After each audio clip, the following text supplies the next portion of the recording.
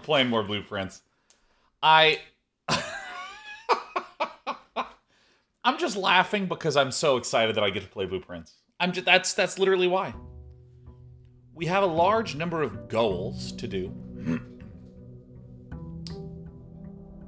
And we're going to list off some of the ones that we are softly tracking.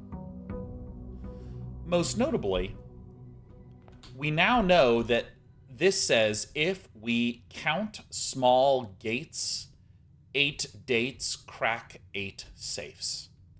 And what I think that this means is that there's safes all over the place in the house. There's one in the boudoir. There's one in the office. There's one in I think it's the study.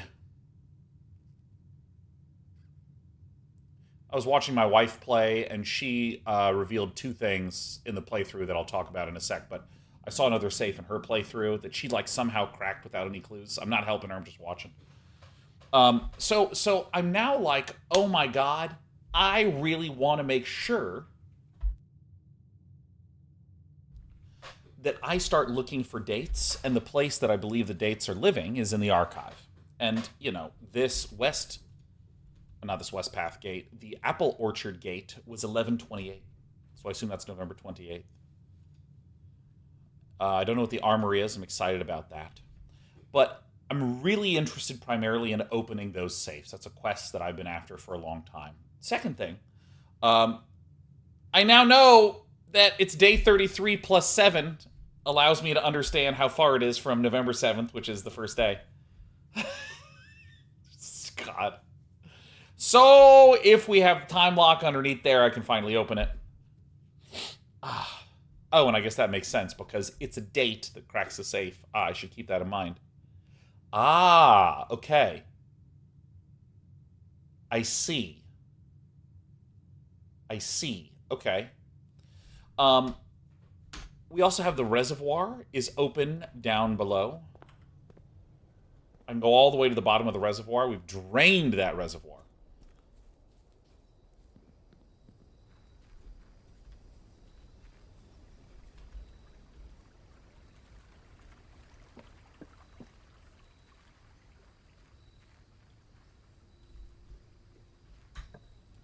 Shelter? All right, great. Oh, God. Okay. So, I was talking at the start. I'm sure it's not later than... All right, I am going to be a little bit of a doof here. So, let's see. 30 days have September, April, June, and November. So that means the 31st is December 1st. 32nd is December 2nd. 33rd is December 3rd, but then we need to add 7 to it. So right now, 6, 7, 8, it's 8:30. So I can name this to 10 a.m. So December 3rd, 4th, 5th, 6th, 7th, 8th, 9th. It's December 9th. Day 33 is December 9th. Because day 1 was November 7th.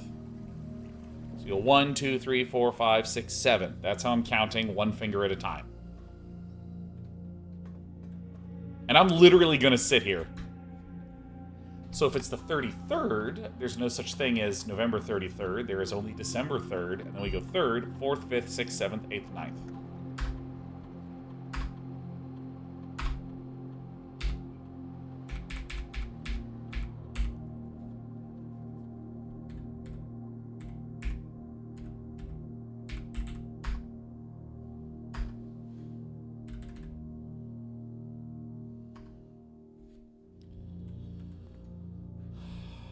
All right, well, let's hang out. I'm day 9, and I'm in no hurry because I'm having a good day. AMA.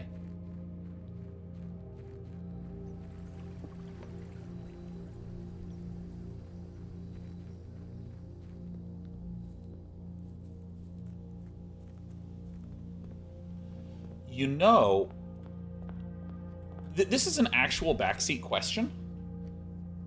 Can I set not a round number? Because I thought you could only set like 10 a.m., 11 a.m., you know. Can you like do 11:15? I had no idea.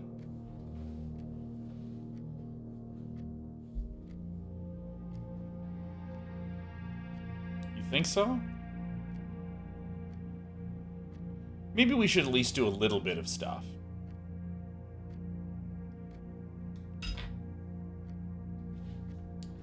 That's fine. Oh my god, Corey, good to see you. Wait a minute. Do we get to do our favorite thing and do a parlor? So while this is going on, I wanted to note that I do want to find safes that I can unlock. But I mentioned the reservoir. The way that we drain the reservoir is we activated power to the pump room, put all the water into everything that we could, and then filled all the remaining emptiness, or all the remaining reservoir water into the tanks there and filtered it to other rooms. And at the bottom of the reservoir are like a bunch of trunks that are all locked. And so, if I somehow get a ton of keys, I can go to the foundation all the way down and I can start opening some stuff. So, you know, that's fine. But also, let's not forget that if I get 40 of these parlor things, I get a special reward. And let me come back to the AMAs after I do this one real quick. The statements on the other two boxes are true. So if this is true, then those are true, and that's 3 trues, which can't be, so that's contradiction. So therefore, this must be a false statement. The statement on the other 2 boxes are true. That can't be the case. So this is a false statement. But because we know there must be at least one true, the other 2 both can't be true, because then that would make this true, which is also a contradiction. So one of these is true and one of these is false. The gems are not in this box. The gems are in the black box. So if this is true, the gems are in the black box, that's a true statement. The gems are not in this box, and that's also a true statement, which is yet another contradiction. So this has to be false. The gems are in the black box, that's false. The gems are not in this box, that's true. Therefore, this is where they are.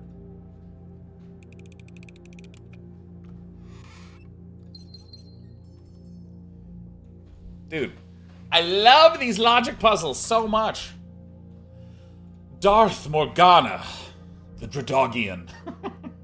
So I was having this discussion with the Fantastic Lee. Why do video game developers include player-punishing features in their games when they could simply leave them out?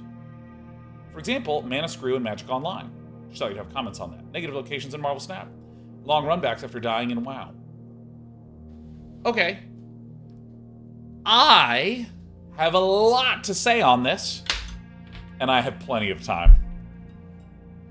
So, let's break it down into a couple of categories, just like we did with these things. First and foremost, I don't necessarily think that those are negative things. I don't think that they're negative things. So, you know, we might think to ourselves, why a run back when you respawn in World of Warcraft and have to run to a boss and then do the boss and then die, and then you go back and then you have to run all the way back? There's positive benefits to this. It builds anticipation. It gives you some contrast. You have time to reflect. Because you can imagine if you played a boss, died, respawn, played the boss, died, respawn, played the boss, died, respawn, played the boss, died, respawn. You know, you could do that, but I mean, even in Elden Ring that was very generous with its bonfires, there were some runs, and I remember those runs.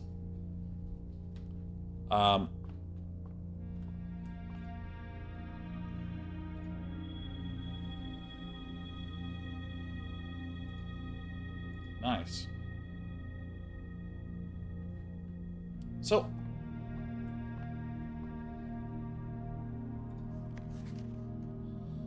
well, maybe if I can buy a book, that would be great.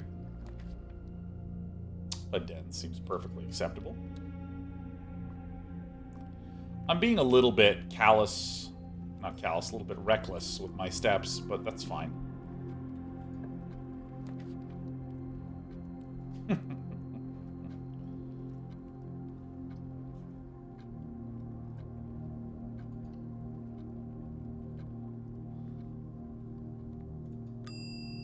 Did I check anything? This is good, because I'm kind of viewing this first run a little bit as the time lock run. Like, I'm kind of fine if it just takes me a long time to do stuff.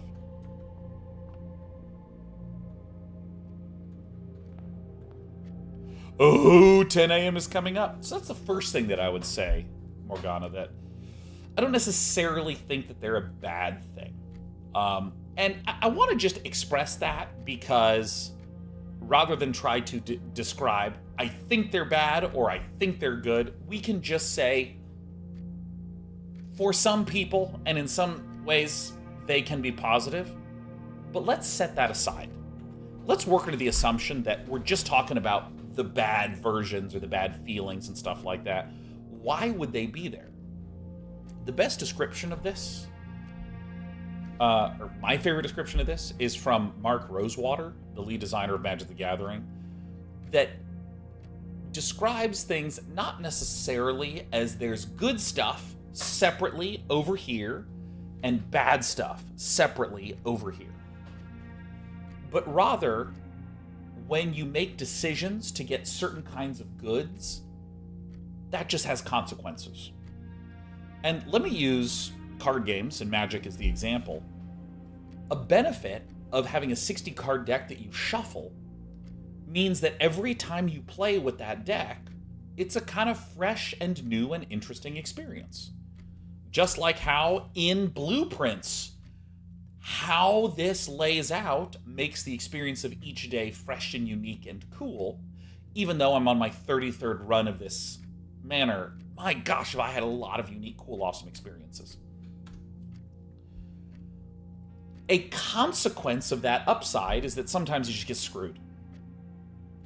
Hearthstone is a card game in which there is no mana screw. You always get incrementally growing mana. And you can still just not draw the card that you need. Like my ramp druid that needs low. LOH low. A legendary creature that makes all my other creatures cost 5 for the rest of the game. I literally need this card for the deck to function properly. Times when I just don't draw low. And I just lose. The upside of the randomness is so great, so many developers go for it, even though a consequence of that is things like mana screw or bad top decks or things like this. And I like this framing because there's lots of things in life that function this way. Like, hey, we all have cars. We can drive around. We can go to any location we want. That's some huge upside. But a consequence of this is that some people really suck at driving. Either they're just not paying attention and they don't go when the light turns green. And I hate that. I really don't like that. Or sometimes there's accidents. That's a consequence to this wonderful freedom.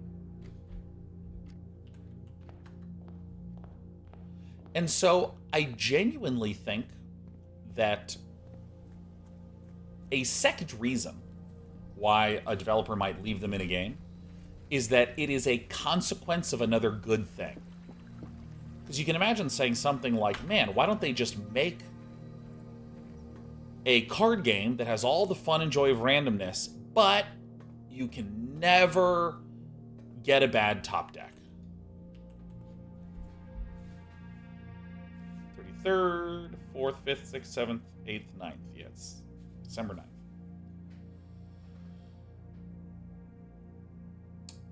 And I think that's something that I really didn't get when I first started trying to design stuff 18 years ago. Yeah, no, that balding didn't happen by accident. It's just been a long time. Yeah, because it was just like, how do we give the player like all the freedom in the world to do whatever the heck they want, but also make sure they don't shoot themselves in the foot, you know? I remember making a card game where there were 3 different decks. You know, there was like a mana deck and a creature deck and a spell deck. And you could draw from one of the decks at the start of each turn. And the game felt so boring because it lost out on all that randomness. It lost out on the upside of randomness. Because what does the random shuffle do? Makes it unpredictable, so you need to account for way more. You need to plan around stuff way more.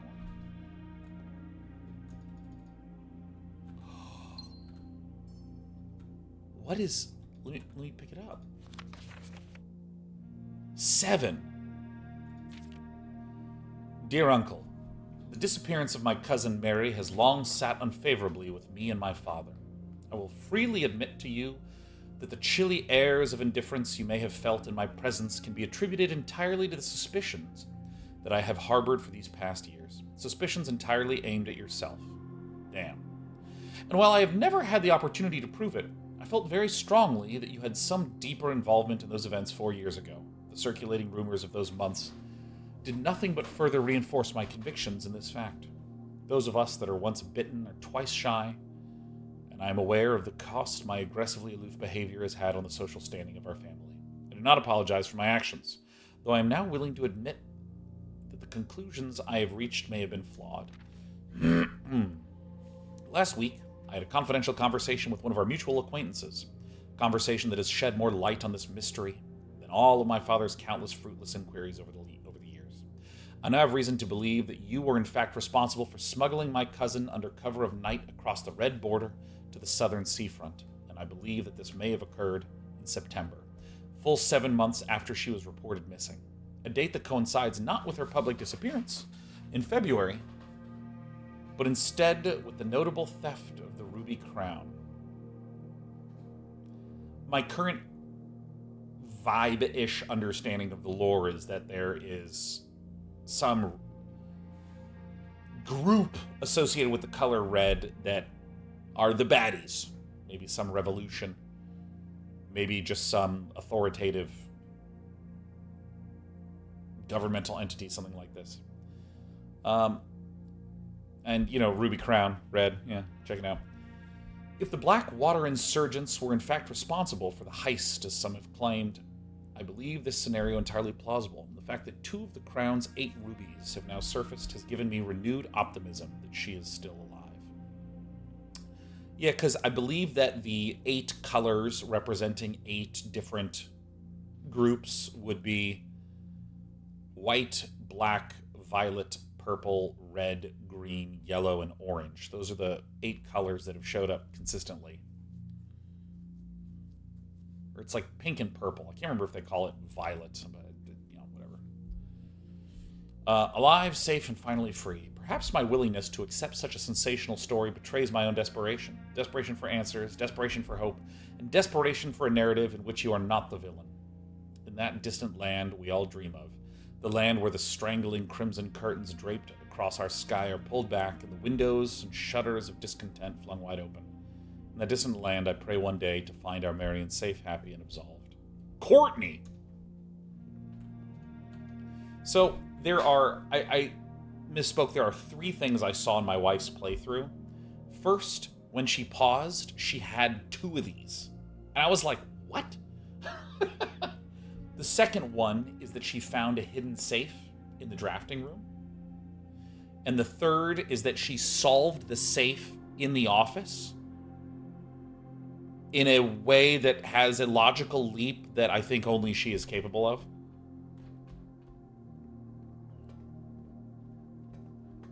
I don't like Brit's brain. I sometimes just, I don't understand. Like, she gets the Wordle in 2 or 3 constantly. Like, all the time. And like weird words, too. We play Wordle together, and I'm always 4 or 5.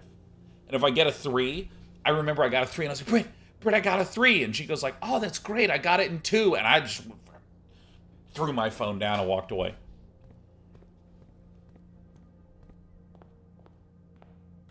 So we're looking for safes, baby.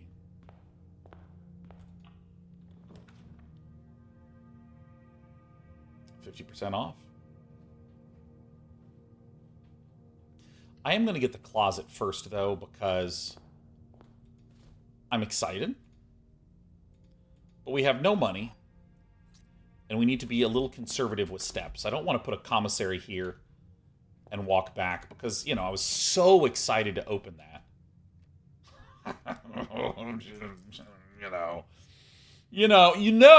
I couldn't, well, maybe get the storeroom. And there's one other thing I saw from her that was in this room, I believe. There's a hidden note right there. That was it? So I was watching her play.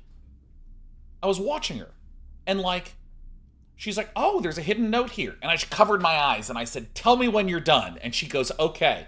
And she took like 15, 30 seconds. And I'm like, are you done? She's like, hold on. I'm almost done reading.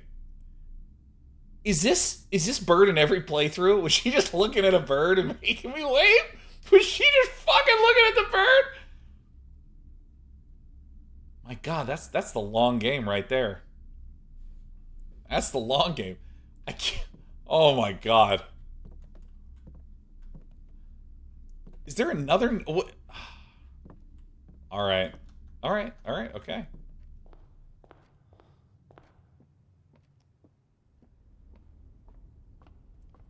Sometimes you make no mistakes and still lose.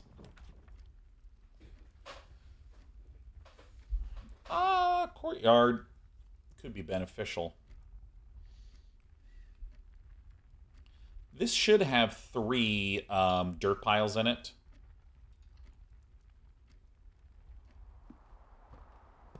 One, 2. Just 2? Then I don't oh yeah, 1. 2, just 2? Ah. Okay. I'm gonna do the drawing room. No, because I need the archive. I need to start memorizing dates. So the chapel is awkward. The hallway's awkward. I'm gonna redraw this. Oh, it's the drawing room. It's not the drafting room. I just misread. This is fine.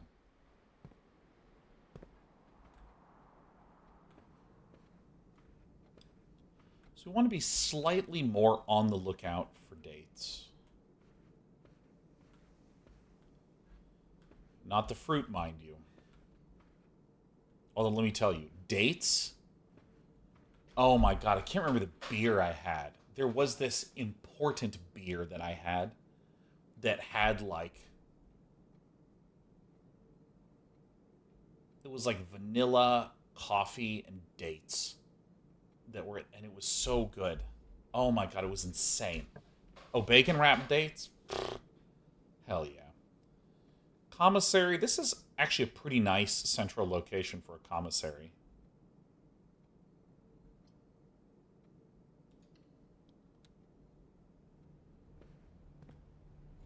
Dennis says, like you said, important beer.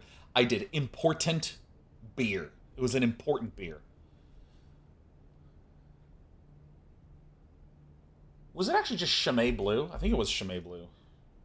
Hold on. It's an important beer.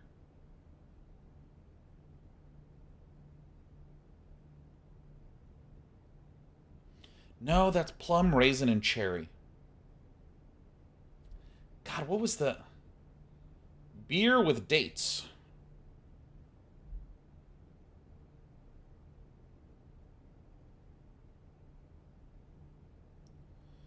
Yeah, I know it was a... whatever. But it was so good.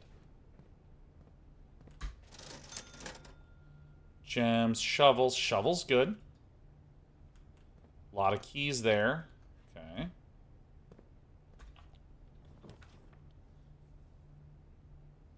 Chapel right by the commissary is pretty... I mean, that's pretty funny. That's kind of a...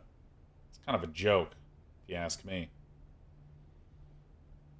Oh, it gets negated because I have a shelter. Check the pews.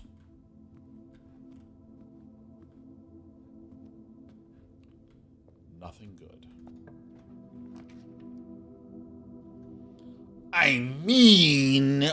I'm going in here, and this was the one that Britt solved.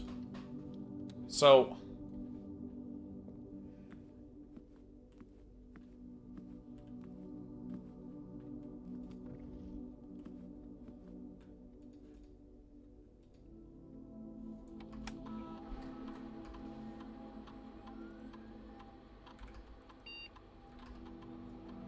oh my god. Spread gold now. So now I can, like, do a little run back through here if I want. But I just need to be a little more cognizant of my steps. So, let me explain to you what happened with Britt. Where she looked at this. She looked at this.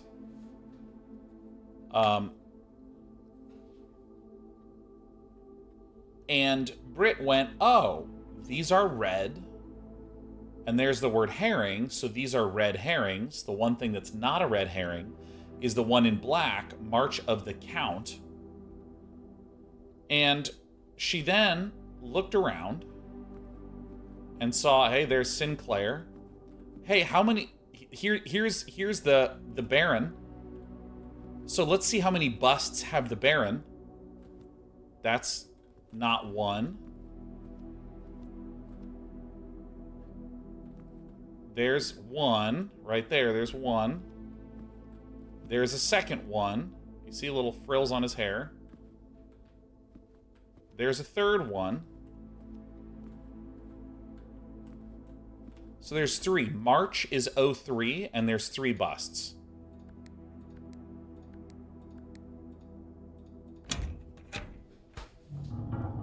I mean, like, I was just like, what the fuck?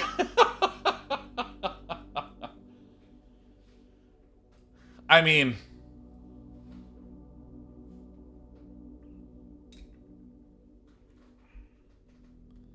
So, how I would have solved it is I would go around looking for various dates. This is why I keep bringing up the archive. Because I want to get more dates. And I think that one of the things that this game does magnificently is that it has multiple clues for the same things. Like, look at this giant hand pointing at the bust. But I didn't read this.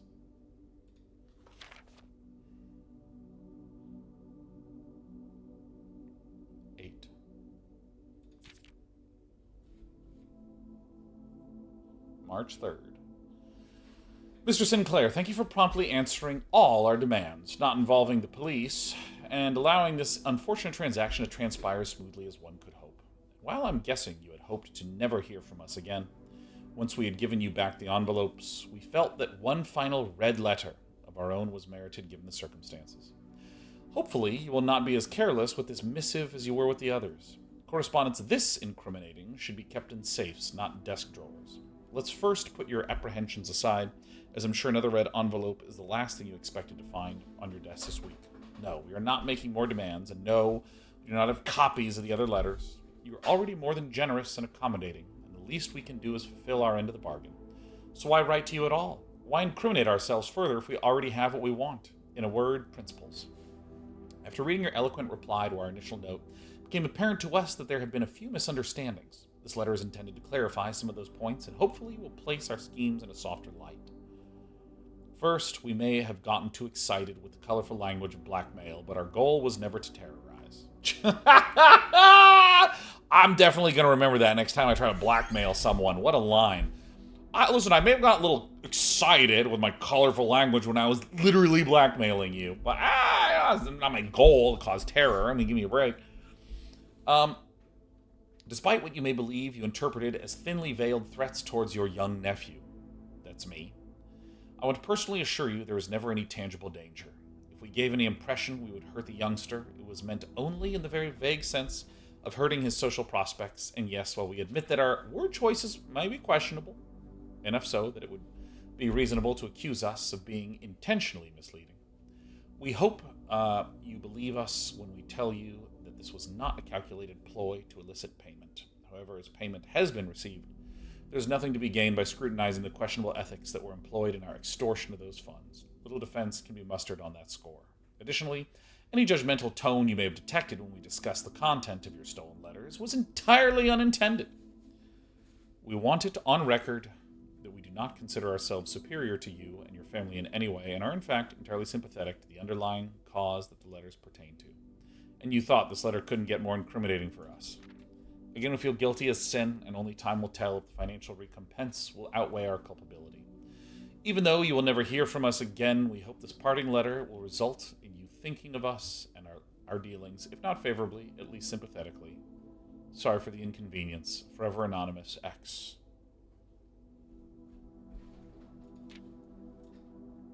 So, the only way I have this solution is, again, I just repeated how my wife solved it, because I was so blown away. I'm going to continue to go down this way and see if I can get other ways to get some cash before turning back to the commissary. Or maybe...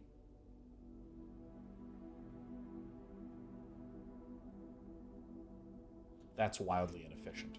Okay. Okay, here's what we're going to do. We're actually going to journey through here. We're going to go all the way back through the house, and yes, that's going to consume a lot of steps, but we're going to be coin rich, and we won't need to backtrack any further because we'll have everything that we need.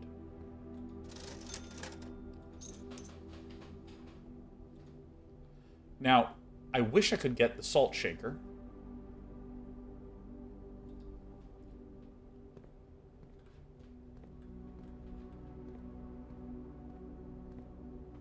If I get it, I literally will spend a step to go back through this room. Damn, were these really spread through the house? Come on. Alright, I'll just do it in this order. Alright. Roar Womb, it says... excuse me, it says Roar Wars. I've been loving the Blueprints. Playthrough Day9 content is always a joy to watch. Thanks for mostly walking and all the laughs. My pleasure. Roar War. That's a great ID, by the way. So I'm still kind of viewing this as a little bit of a just setup run for the next run, because I was so insanely eager to get additional progress on the shelter that I just, you know. I'm already down to 23 steps, starting at 70. And I'm backtracking right now to get as many coins as I can. Oh, yeah.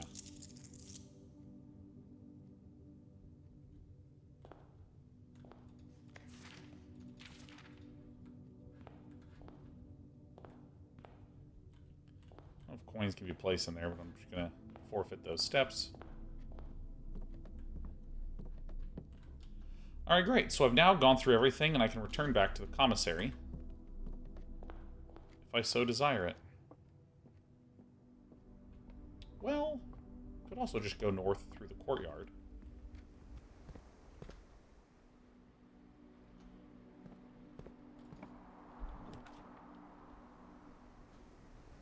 I think the pantry seems like a very good decision here, right? Get a snack, get some cash.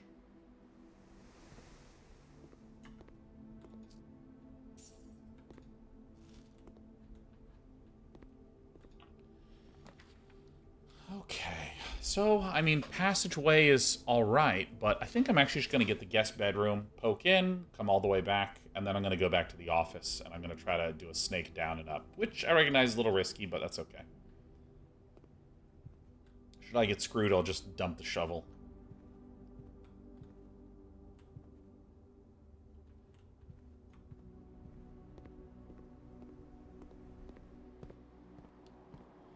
Linear paths make my life easy.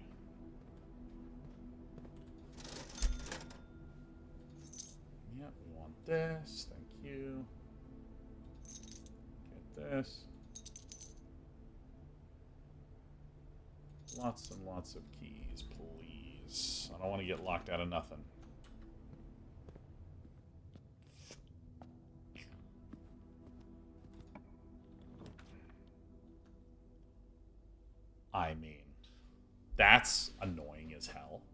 But I'm still going to get it, because it's like something I really want. I mean, I could also...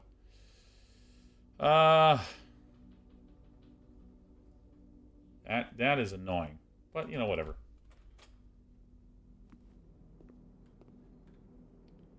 The fact that the kitchen never has food is irritating, to say the least. I mean...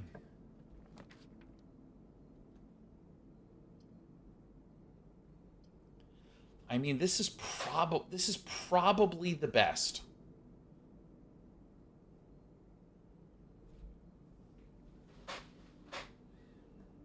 I'm not quite ready to redraw. I have a lot of keys, but I do need a lot of gems, but I can't really make my way back there.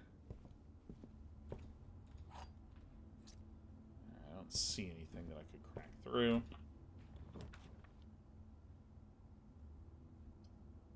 Weapons and armor for sale, huh? I mean, spare room is kind of ideal.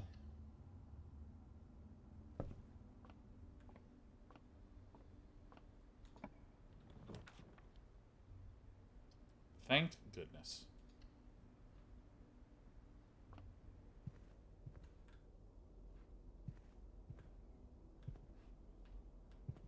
All right. So, I don't really have that many sharp goals outside of safe hunting.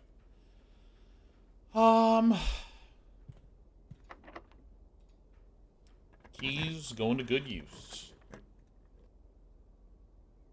We don't have the broken lever. I mean, I'll probably just do the bedroom. Because I do intend to do more backtracking.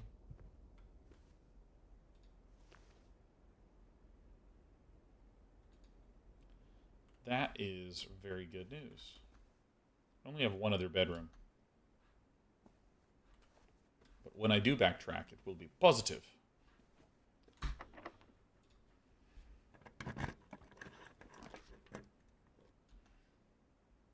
You know, I do want a dining room.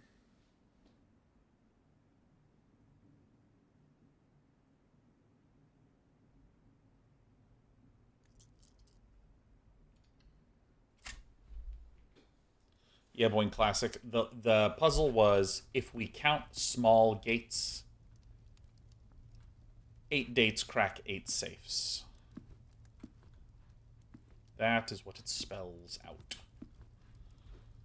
Okay, so I like to kind of do a little space filling action. I'm a big fan of this. Boiler room. You know, billiard room's kind of interesting. I haven't done this in a while. I still only have one spout, but that's fine. Dude, Fierce Entry says, I got my wife this game and she's become obsessed. Dude, everyone I know loves this freaking game. I mean, they just cannot get enough of it. Alright, so 19 plus 19 is 19. 20 plus 8 is 28, plus 10 is 38. Minus 18 is 20. What is this? Multiplied by 1? Somehow that feels wrong. No, I mean, that's right. Alright, 6 minus 3 is 3. Times 5 is 15. Divided by 15 is 1. Nice. 5 plus 20 plus 1 is 26. Minus 5 minus 1 is 20. Times 5 is 100. Divided by 20 is 5. So many keys. I'm never going to be locked until I hit an electric door.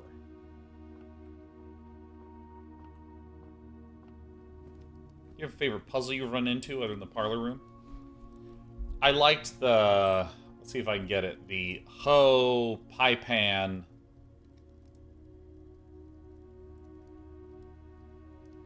pitchfork... chimney sweep... broom... club scepter puzzle.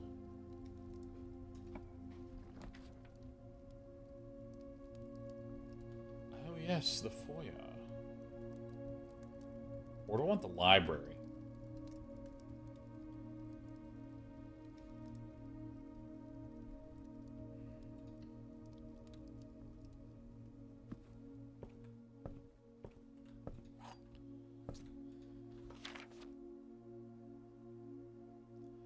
Swim birds. I see gathering. I did this. Fixed stars.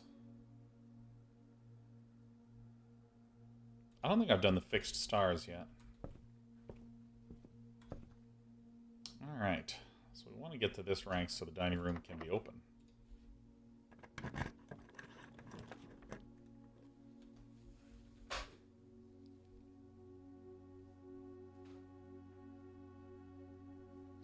think I'm going to re-roll this.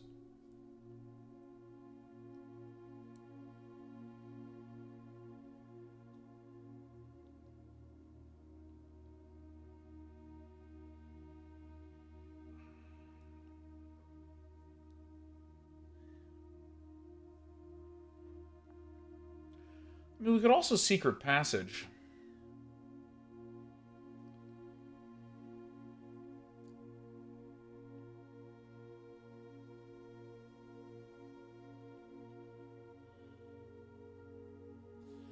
Roll.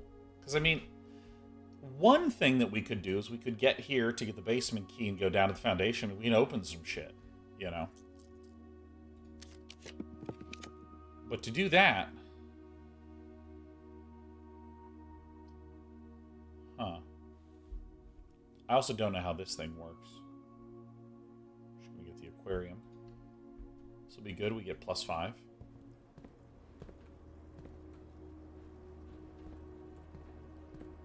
Yeah. With the salt, that's good. Get a gem. Okay, so I can now go this way, but I think I want to go to the right first. Do some stuff here because I would want to end my run on this side. And if I'm ending on this side, I'm coming back through here, where I'll want to hook back through to the kitchen.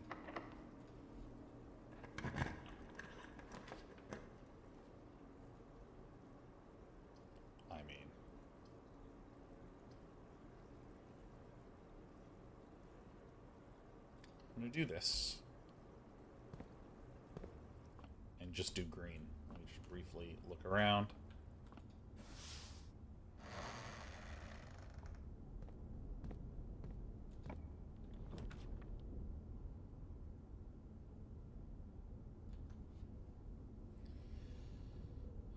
I see.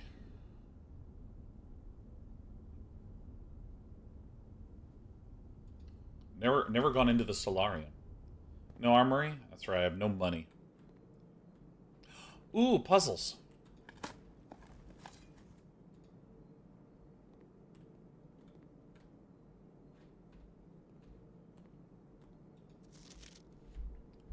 Mr. Nogula? And wanted me to remind you, once again, that it is expected of you to keep the grass and the cloister cut and the trees trimmed. I have a feeling you may have forgotten how to open the cloister wall again. So to save you some stern words, I decided to draw you a little diagram to help you out. Who knows, maybe this time it will stick. Because I've been in the cloister. The cloister is the four-way room that has the gates around the middle and grass with the statue in the center that I don't know how to get into. Cloister grounds access. While face-to-face with the angel, press the base of the two pillars on either side of you. Wow, great.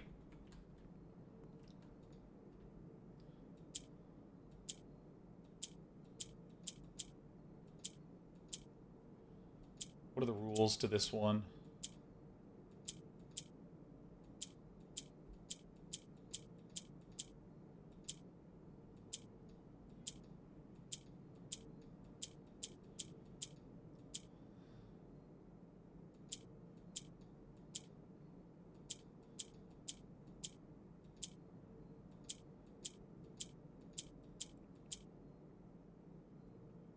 So it looks like it swaps to whatever is opposite it.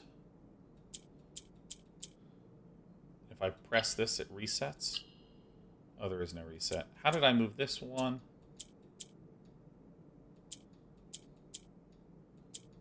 So I see these swapping. And so I see. So I'm just navigating around the corners. So I would do something like, how do I get this one to, how did I get that one.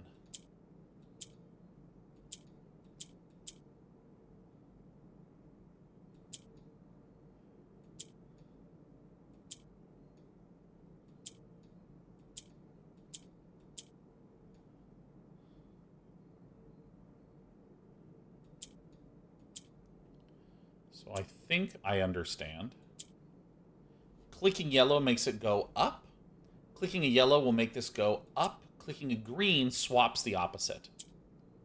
So now that I understand that rule, I now need to get this yellow here, move it down like this, and then if I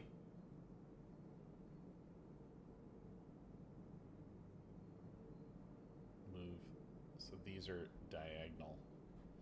I see. I see. So I need to get this yellow to be here. And then I need this to go here. And now I can open it up. Oh, it's open. Hey! Permanently. Oh! I'm getting wealthy. Healthy, wealthy, day 9. In this room, there is no money to find. And for that, I'm sighing. Solved it twice while finding the rules. Yeah, no, I wasn't even looking for the solution. I'm just like, how does this work?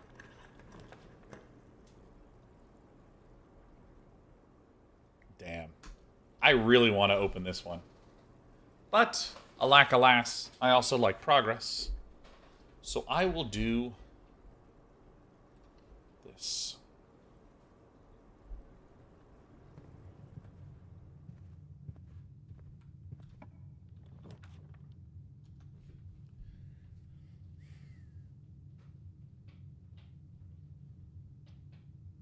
This is probably the best one to pick.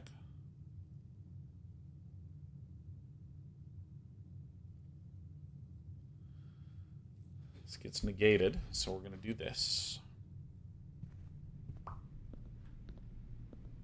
Shelter. Shout out to my shelter.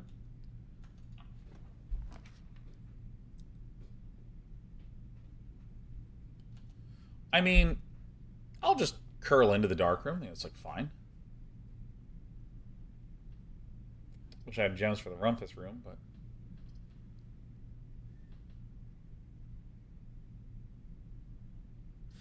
Double your gems. Shit. Alright.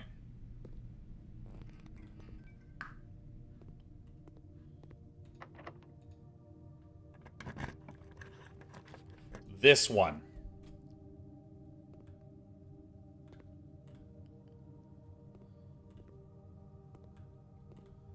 Dude, there's never anything in the bathroom.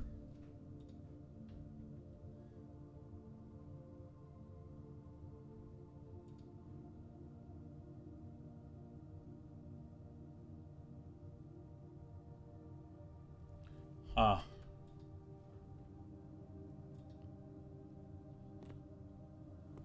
Alright.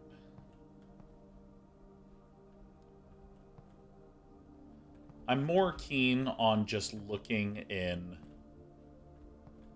these rooms a little more now, just in case.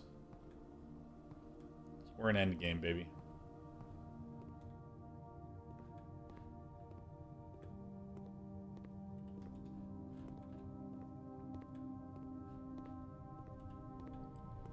All right.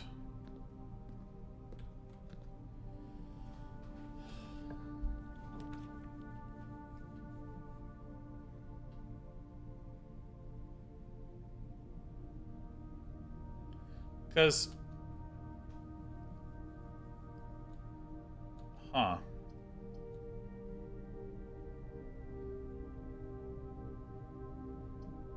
Just gonna wait for a different day. I want to go into the furnace room. Because sometimes there's dirt.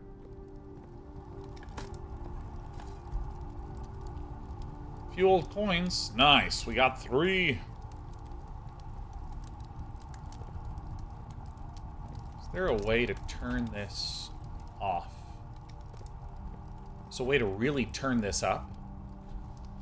There it is. Okay, so here's what I'm going to assume. There's a freezer, and in the freezer, There's a bunch of frozen stuff, unsurprisingly. And I've been wondering, what are ways to, like, increase temperature in there? And I think this is it. If we put power to the furnace.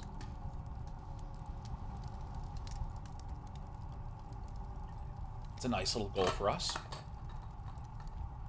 Okay.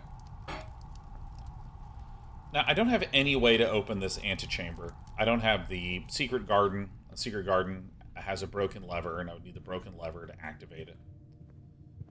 There's no Great Hall.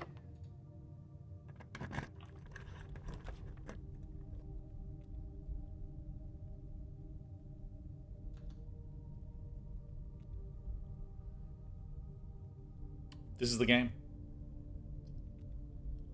Well, I'll just go to the kitchen and deposit something in the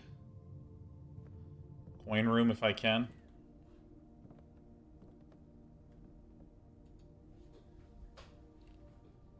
One, two, three, four, five, six, seven, eight. 8 of them, huh?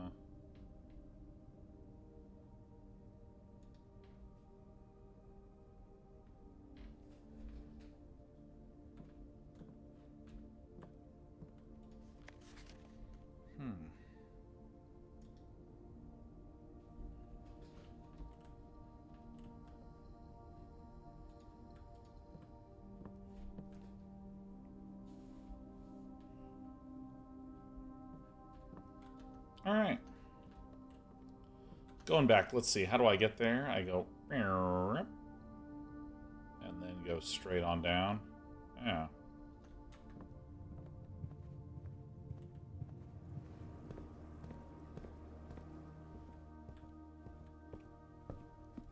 Man.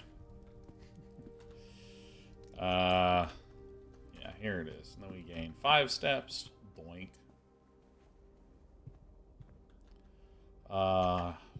Brain keeps melting. And a little turn. Arrive at the kitchen. Maybe try to buy some bananas.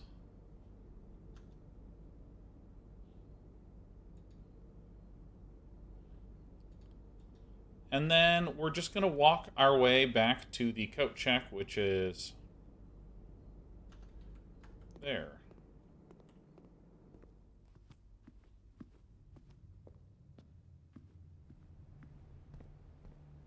So, a little bit of a sad run, but open 2 safes.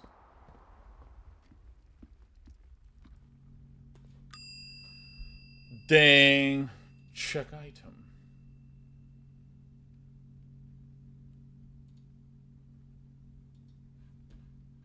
And I think I'm going to call it a day.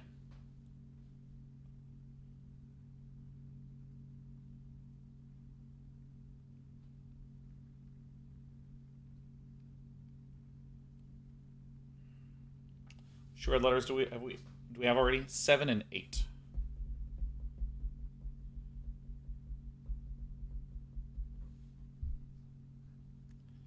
Calling it.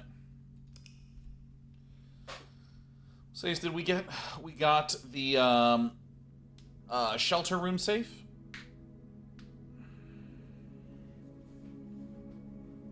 We got the office safe.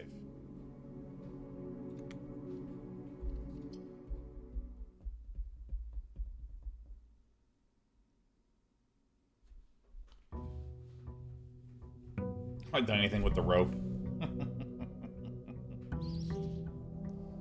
Still working on it.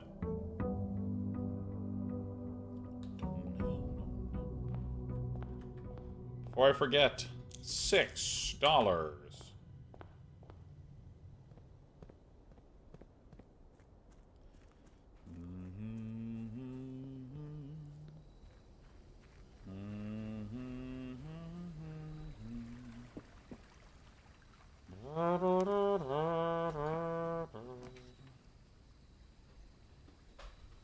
Hey! Hey! We got the dig shell! Oh! I don't even remember what is in here.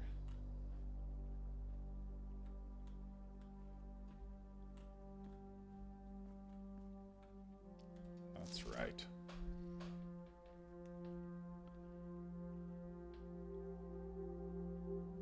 There's Herbert Sinclair over there.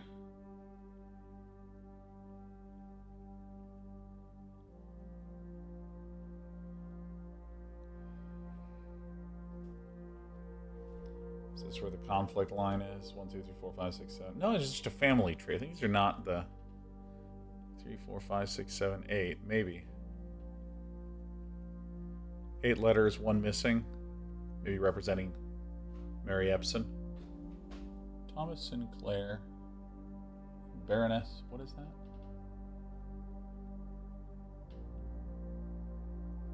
Oravel, I see. Herbert Sinclair, Simon Sinclair, and Lord William Epson, Lady Ashland, Bertha Clara Epson, Lionel Epson.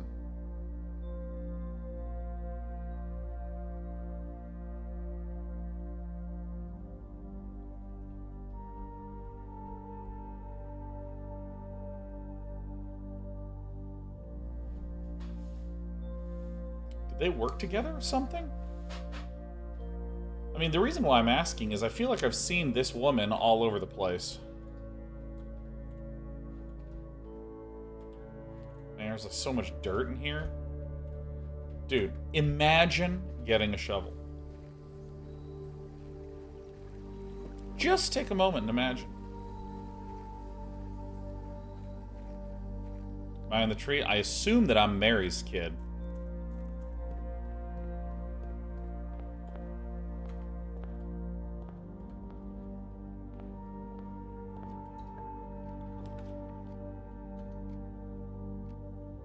You know, starting the day off with some items.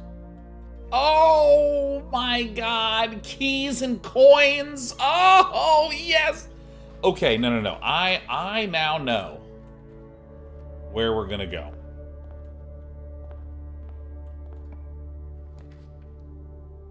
I mean, every time, right? Oh, dude. I actually looked it up. That instrument is a bass clarinet. I think it is the most beautiful sound. Right, I'm starting to pay a little more attention to names. Only one statement is false. Only one statement is true. The gems are in a box with a false statement. So let's go through it. Only one statement is true. Only one statement is false. Assume that this is a true statement, right? Only one statement is true. If that is true, we immediately hit a contradiction, so that can't be. So this has to be false. Only one statement is true, that's false. Only one statement is false, that's true, which would make this true. The gems are in a box with a false statement, so they would be here. This is true. They have to be here. Now, what if this is a false statement? Only one statement is false.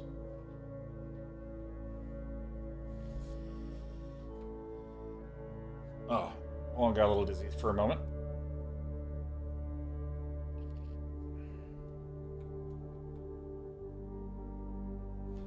Sorry, my brain melted a little bit. All right, so let me try this again. Only one statement is false. How do I want to actually do this? I'm going to start actually this one because I don't like the double negative. So I'm just going to start thinking from this. Only one statement is true. Assume that this is true. Then these are both false. Only one statement is false. It's a lie. The gems are in a box with a false statement. That's a lie. Points right back to this one. What if the statement is false? Only one statement is true. That's false. So that means that there are exactly 2 true statements. Then both of these would be true. One statement is false.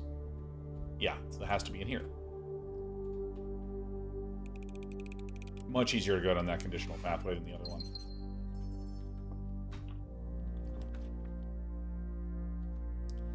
Man, sure, I'll do this.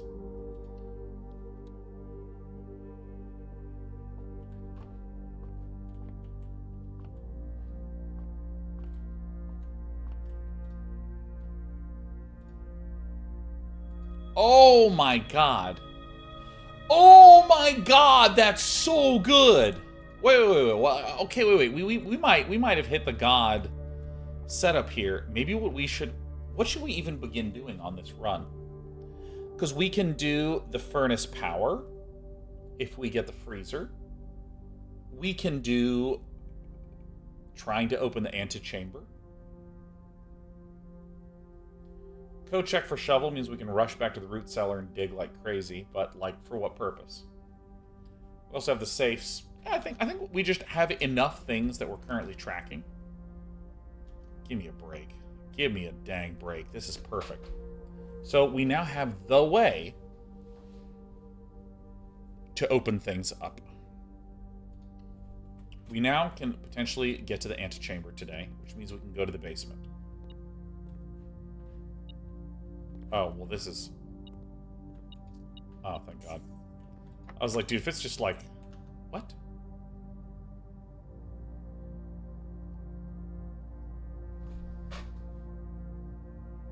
It's 7 locked doors. What am I doing? What am I doing? There's 7 locked doors in there. I didn't even pay attention to that. Oh my God, I'm so bad. Oh my God. This was a huge day. I don't think I've ever had such a pathetic day before. Let's see what it calls it. It's like, I'm taking the inheritance back from you from beyond the grave. That's one cramped bungalow. Still better than an apartment in Los Angeles.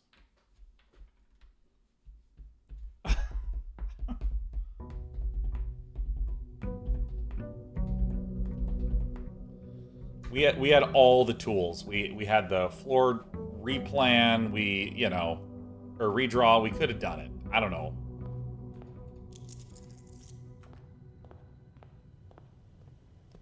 Still very hungry for the archive, so we can get some dates.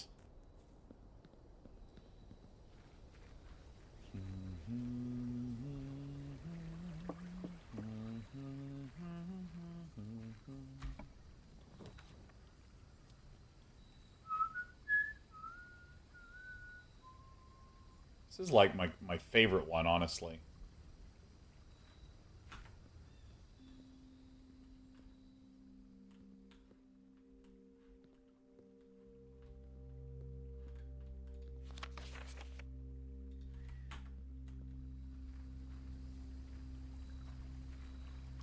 Canon Flaxvine says, Slaps Great Hall, you can fit so many ended runs into this bad boy. So good.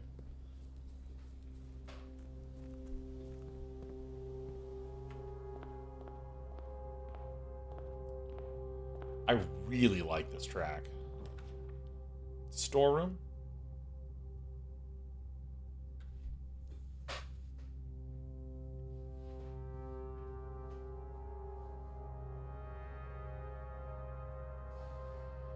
I'm gonna do a bedroom. So here's my strategy. We are going to manage our feet. And our God run came when we had Hovel.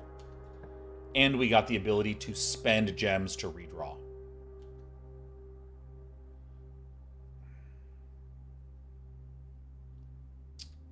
I'm gonna keep gathering gems. The laundry room to launder, huh?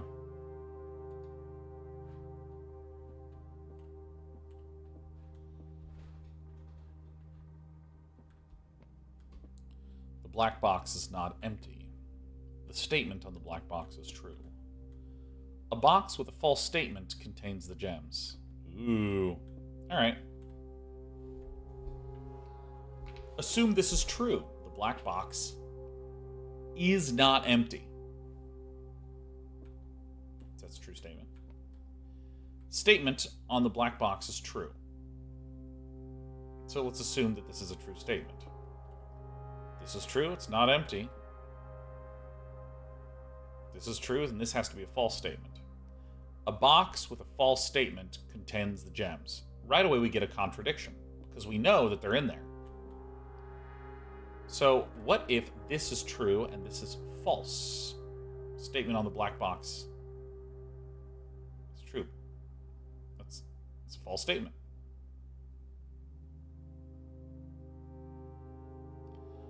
virtue of this being a false statement, this has to be a false statement.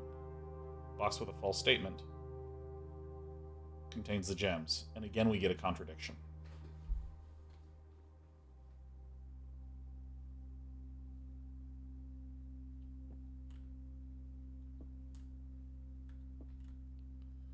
Wait, no, I did this wrong. This is true, and this is true, then this is true, and that's just a contradiction as well, right? The black box is not empty. If this is true, and we assume that this is true, then all of a sudden we have three truths. That's incorrect. That's contradiction. If this is true, and this is false, this means that the statement on the black box is false.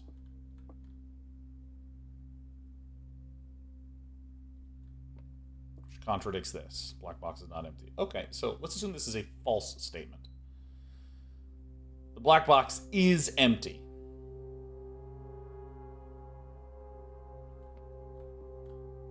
Now, if this is true, oh, then we have the same thing, because if this is a false statement, then this is a false statement, which means that we'd have three falses, which is a contradiction. So if this is a true statement, then that means this is a true statement. A box with a false statement contains the gems.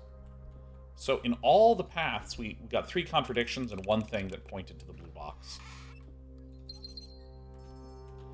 I got to be honest. I adore the logic technique of introducing contradiction as a word, because true and false, with just those two, it becomes hard to talk about. But if you have true, false, and contradiction,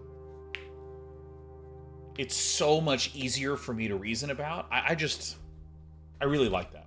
Shout out to my math degree. Will I take the drawing room? I mean, I like this floor plan the best.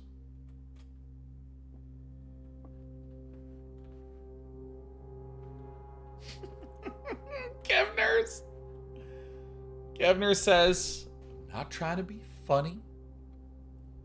I don't want anyone to have the worst day at their job. But does the Blue Prince ever pop out of a box and have a huge key? If you don't know the reference, the television series is called I Think You Should Leave. It is the greatest piece of media that is on Netflix. Guest room is actually a good draw here. Guest room with a gem that I can't spend? Yes, please.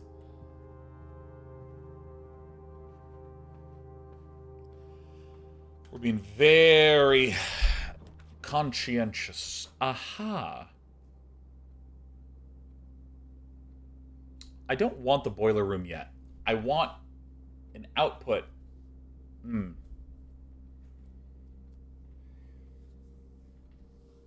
I'm redrawing. I don't want any of these. I mean, keys are going to be better for us.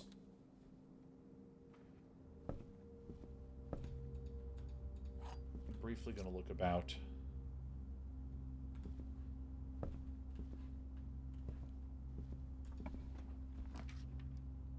Oh my god, the den. Corridor to nowhere. I guess. I mean, the den is it's a good shape. Corridor I want to save for later.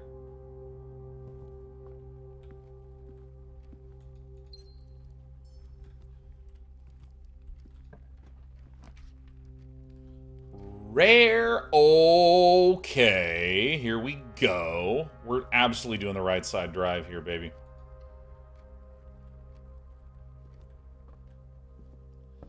Because we have this now, the fixed.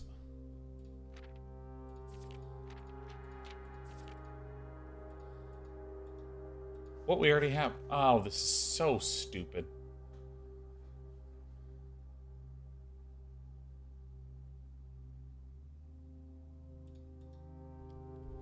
Paying more attention to the names now.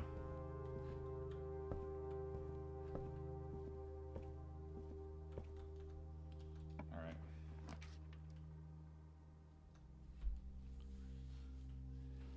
conference room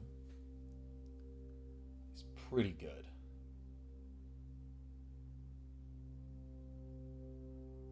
Kind of have this weird snake path that is annoying as hell, and I haven't explored any of these yet. Yo, Phosphorus, 96 months in a row, saying nearly at 100 months. Crazy to think I first started watching you during my freshman year of undergrad, and I just submitted the draft of my PhD thesis to my committee. Cheers to many years of wholesome and wonderful content. Man, Phosphorus, that is so awesome to hear. Oh my god, we're going to have to call you Dr. Phosphorus coming in soon. And sand furnace. Love to see it. Anything here? Anything? Chief? McLeod? I think this one has something written on it.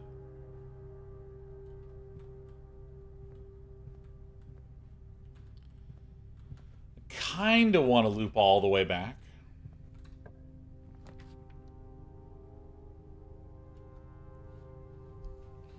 And that's a good reason.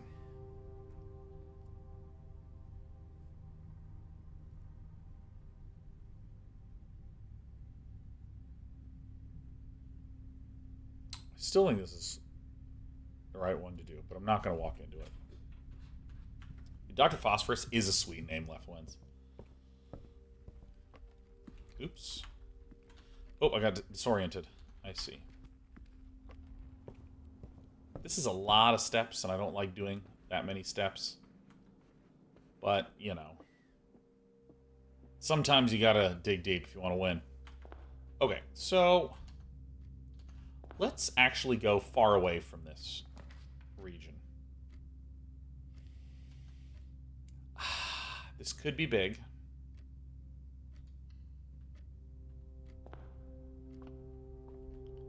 No items apparent. Clavis. Chest. Farmer's apple. So, I'm intending on returning back to the entrance hall soon, but also... Dude, I'm just doing it now.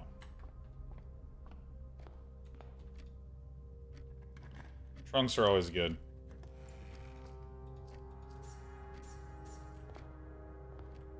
Healthy and wealthy. Yo. These were incredibly good. So...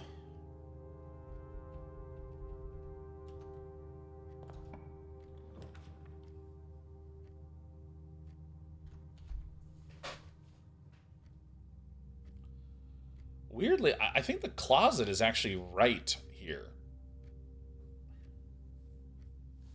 Because I'm going to be exploring along this way.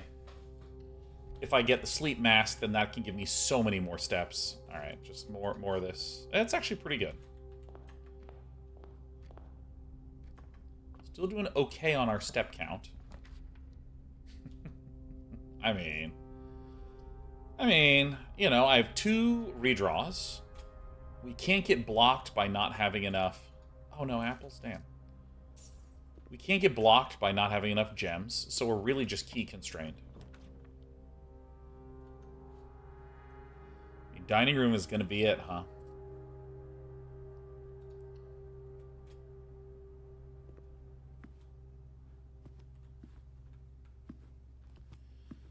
You know, there's another thing that I just wanted to mention. If I can get the garage with power, with the keys...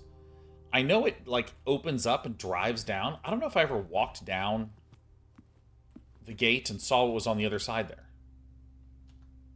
Storeroom is absolutely the play.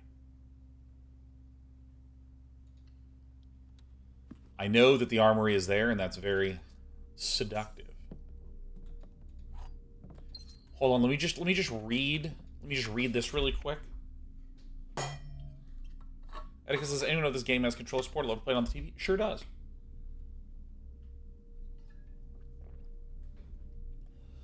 Oh, excuse me.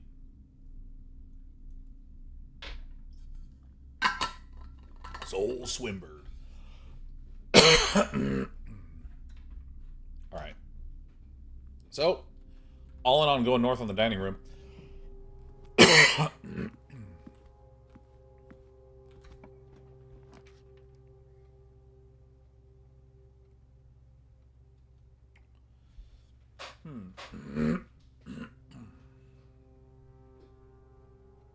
I will get the West Wing Hall. I don't really want the locker room. That's another room that I saw in my wife's runs. And it's just a bunch of locked lockers. And if you have a bunch of keys, you can open them. 0615. There's a date.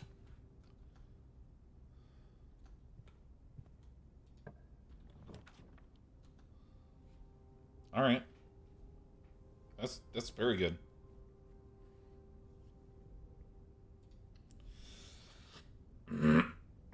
Excuse me. Oh, goodness. Blue Alice says, when I first started watching Day9, I was single. Tomorrow I'll be single again. But there's a whole meeting, falling in love, and 8 years of marriage and a divorce in the time between. This content is bridging many phases of my life. Blue Alice. Let me say, in order... Oh, that's tough. Ooh, that's exciting. Hey, congratulations. Oh, I'm sorry to hear that. / congratulations. Regardless of how you're feeling, I hope that through the ups and downs, we've been able to be a nice little consistent, cozy... Ouch, I have the hiccups.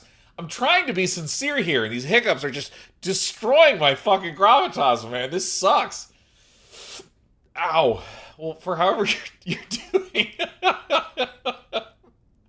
Ow! I hope you're doing all right. And I really hope that we're a place that you can go to get a nice little break from the stresses of the world. That hurt a great deal. Ouch. Shit. Ah, fuck. Oh, God. Ah!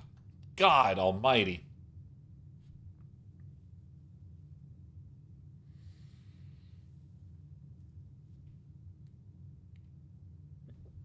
I think it's time. Your hiccups hurt regularly is because you exercise. Because I exercised. I did benching. I did little benches. What did I do today? I did benches. I literally can't remember what I did today. Oh, I did scapular pull-ups. I did like a bent over row. I did pull-ups, and then I did a bunch of push-ups. So my sternum's tired. You know what? I'm going to do the armory.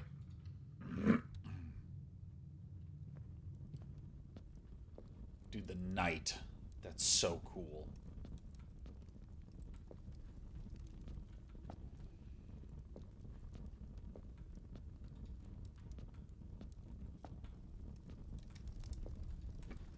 What?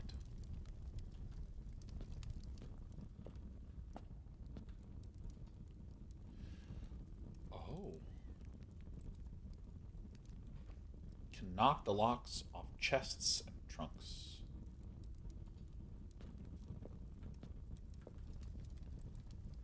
Can light candles and ignite fuses. Oh my God, yes. Oh my God, yes. You know where there's some candles and fuses that are underground? Ow.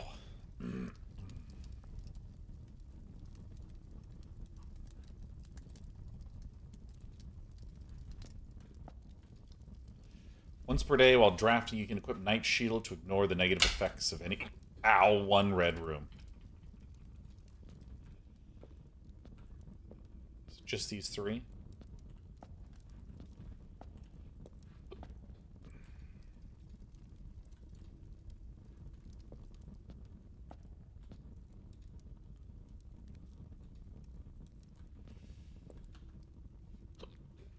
So this can knock the locks off chests and trunks.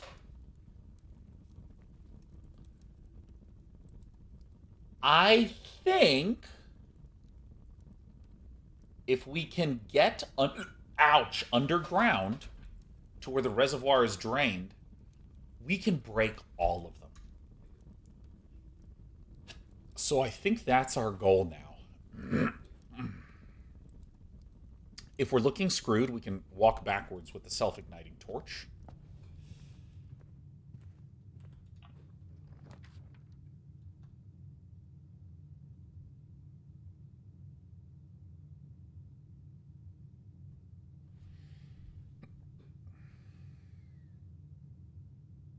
I think this is okay to do.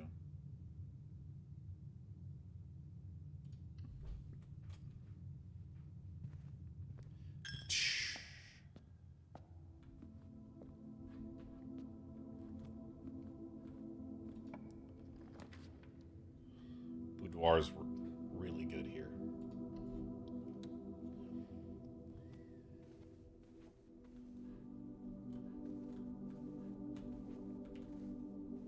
So, if 8 dates crack 8 safes, the image in this room is of Christmas.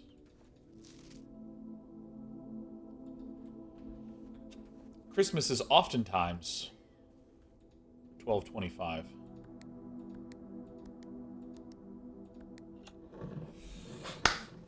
Oh my god, yes, dude. Yes, yes, yes.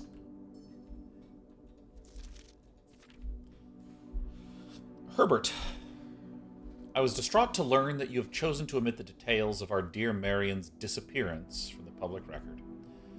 It is no surprise to me that the royal court would want this embarrassment kept as quiet as possible, but I'm shocked that you have so little regard for your niece that you would play the king's scullion and stoop to kissing the foot that treads upon her memory. What's a scullion? Is that a type of chopped green?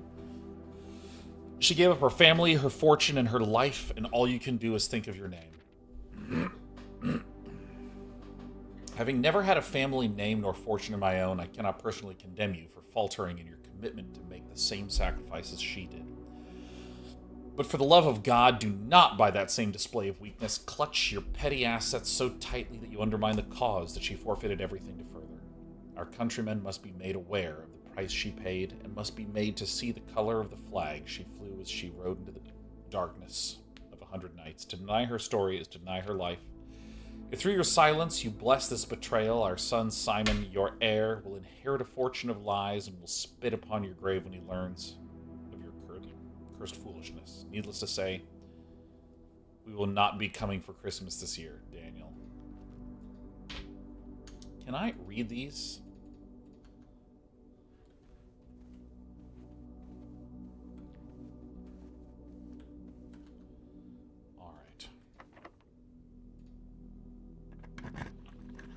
To see that.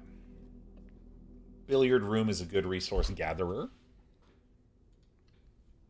So we'll do this. Hopefully we can get some coins and keys and other good things.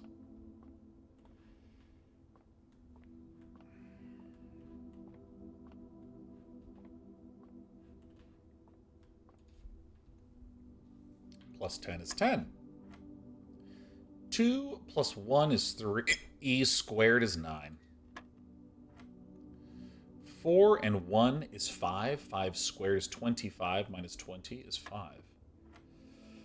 5 and 1 is 6. And 2 is 8. 8 squared is 64. Minus 4 is 60. Divided by 6 is 10.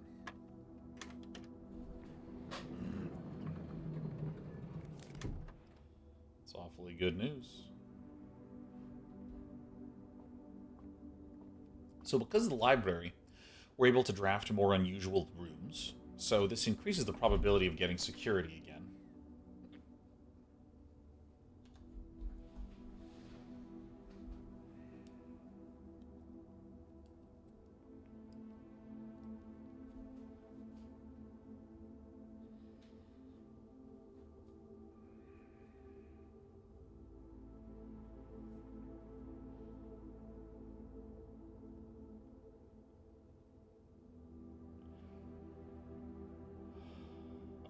I'm going to do a redraw. I don't like any of these.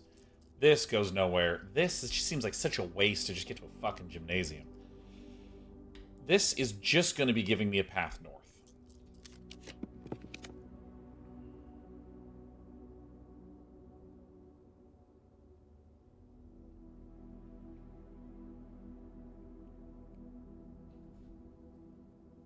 me use the Knight's Shield.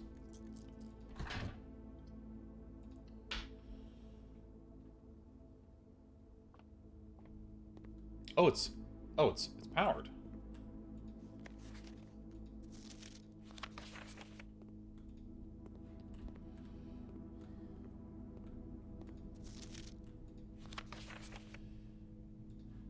Huh.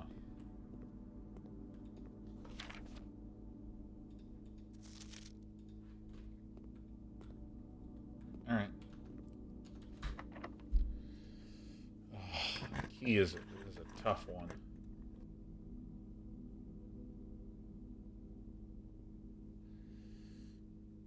Oh my god. I think I am going to start redrawing here.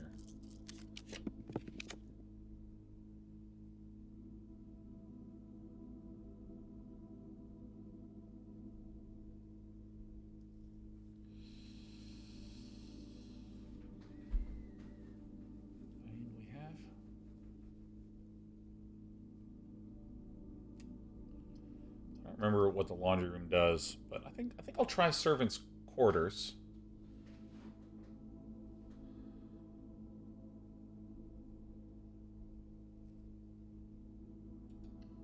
I mean,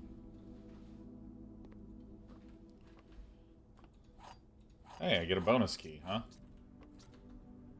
Oh, because it's 1, 2, 3, 4.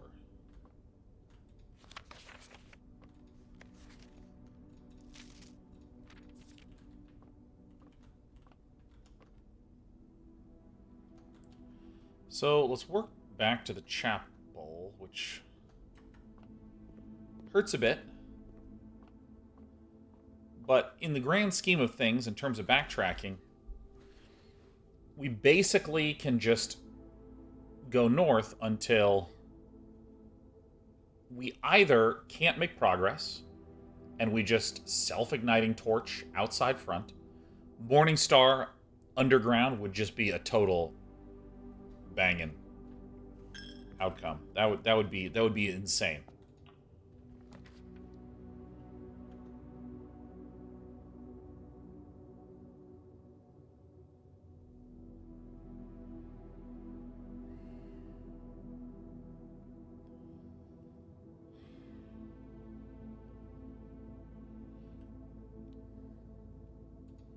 Guess I'll do this. Current objective, there's a couple one-eye. Getting safes open, because now we know that they are dates related. Getting underground to open the trunks, and this Morningstar literally lets me do that. Can knock the locks off chests and trunks, and there's a ton of trunks at the bottom of the reservoir. That's something exciting. Outside, there are places to use the self-igniting torch to light the torches underground.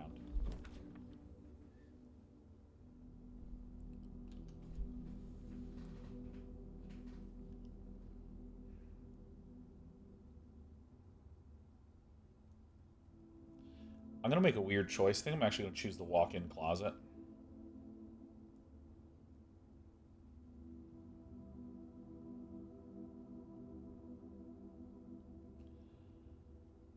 Is that an insane thing to do? I mean, we can just get the spare room. Keep tunneling north. You know what? I'm just going to do that.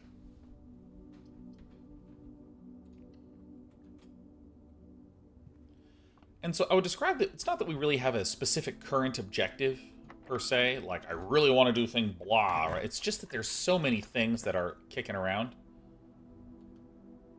I see.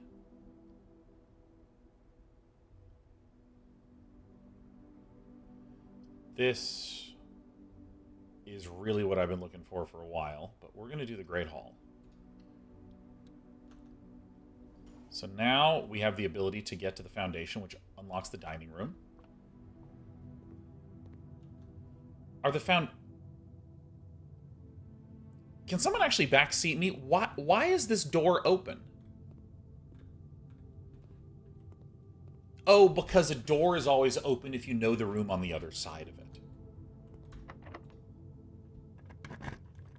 That's the mechanism.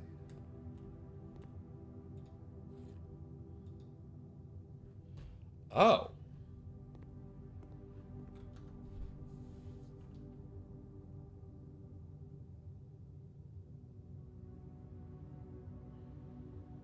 Huh. I thought that it was always in that one. Am I just wrong?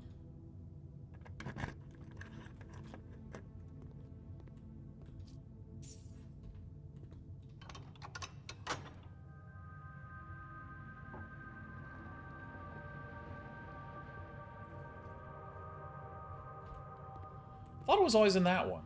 Guess I'm wrong. So if that's true, then this one leads out and that one leads forward. Did I get that backwards?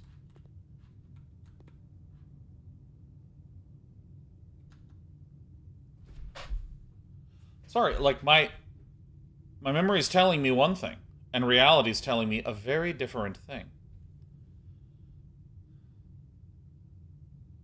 Okay. So the most important thing for us is to be able to go this way. Therefore, I'm going to use this.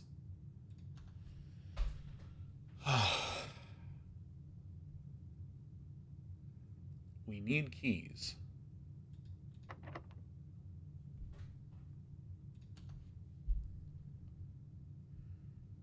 What's my backup plan?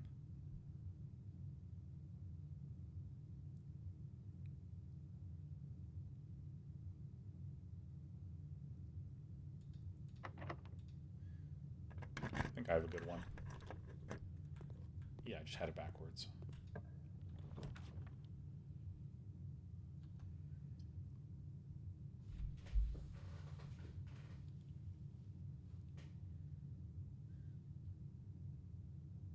I'm no longer as interested in the archives.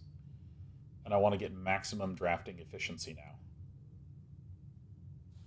So we're going to do passageway.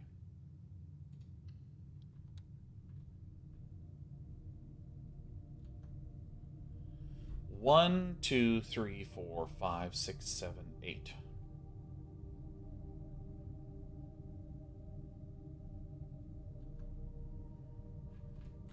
Do I go back and get the dining room right now? I think I should.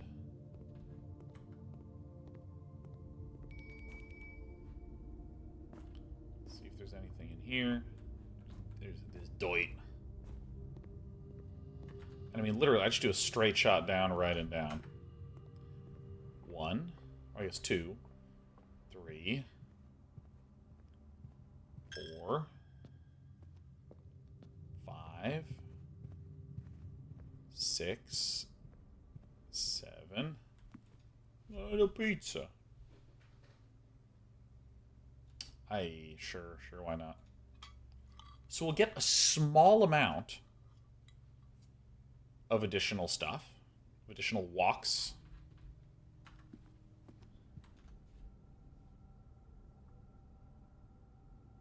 So we're pretty much in good shape to go up this way, but I'm out of keys. So what we would love is to open up and get some sort of key generating thing. Like, I don't know, let's just pick something at random here, like the garage.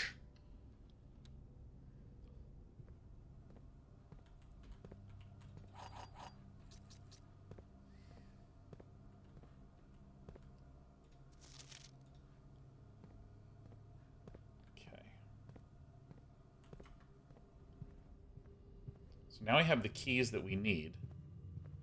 I think we're actually going to be able to do this. I just need to be very, very, very, very careful with my steps. Because I need to go 1, 2, 3 in, right? That's what I need to do. And then I can go 1, 2, 3, 4, 5, 6, and down. So let's just check this south. Let's just check this one. All right, so we're just not going to use that.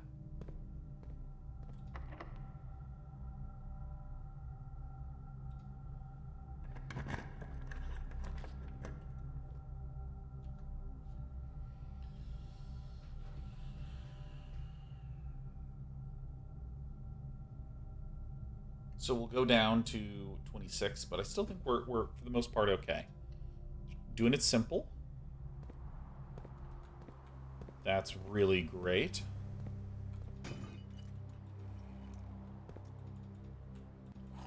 Okay.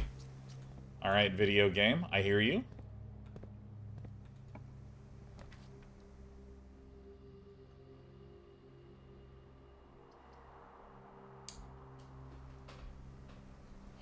I think I do need to redraw.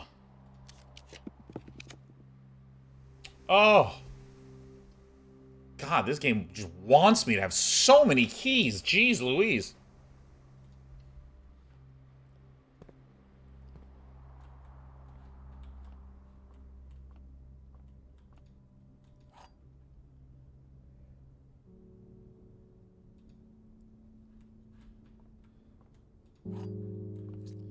I've forgotten this all the time. Find among the white. Find among the white. Find among the white. Find among the white. Because here's the thing. The bold ones are first words on the... And then it's pages and message. So I assume it's find among the white. I assume it's the first one. And then there's like trees and stones. I just can't remember. Find among them. Find among them. Find among them.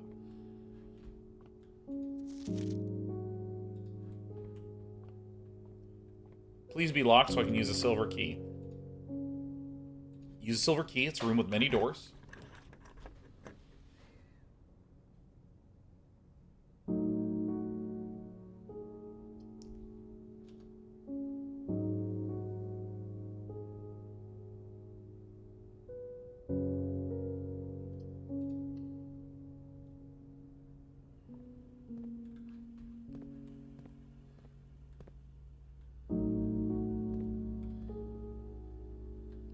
Okay, so let's upgrade.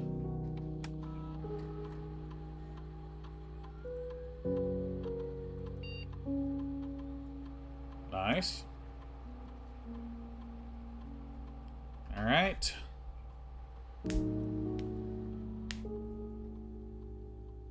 Dude, I'm going to do Courtyard +2. I literally always need gems. I always run out of them.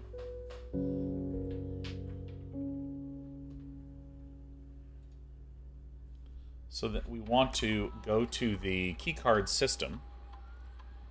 We want the security level to be high.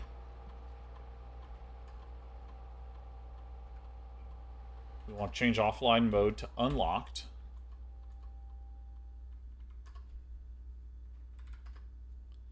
Okay, so let's do this properly.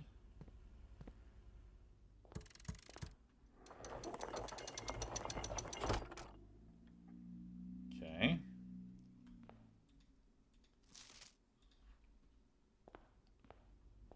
One, 2, 3, 4, 5, 6. Okay, so literally what we're going to do is we are going to just see if there's food through these doors. Oops.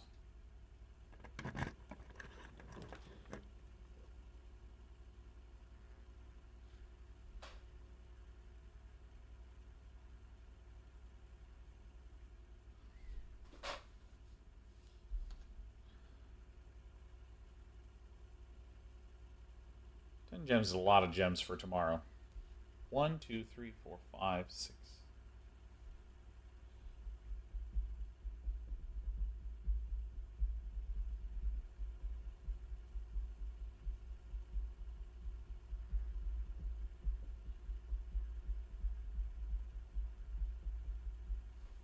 I think I will just do this.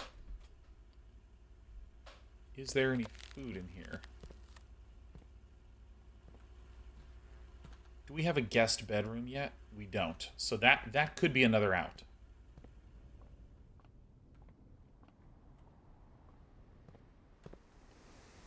All right, so we're looking for the guest bedroom.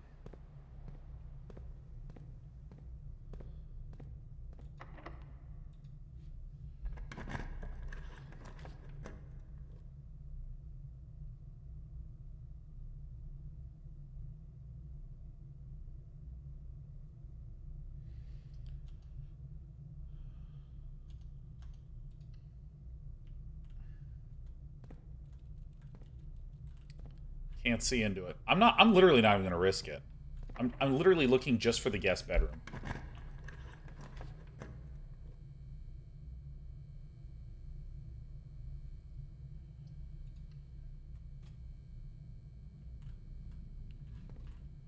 Don't know how the Hall of Mirrors works, but I'm too scared to find out.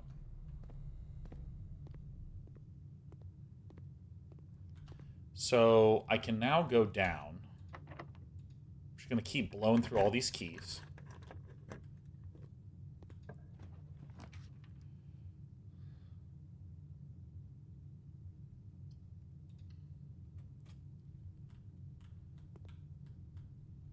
All right, those are not steps, so we do not use them.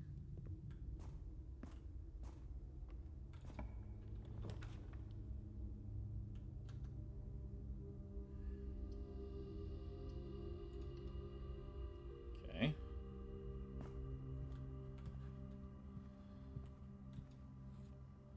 Cool. Might be useful when I'm going downstairs, you know.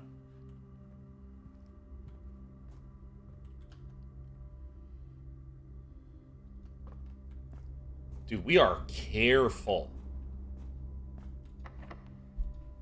Just blasting through keys.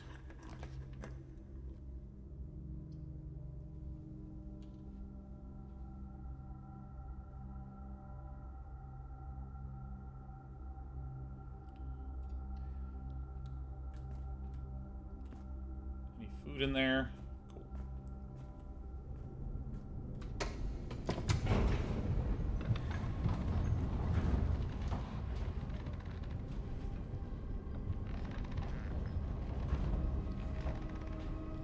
Okay, now this, here's the thing. This torch says it can light fuses.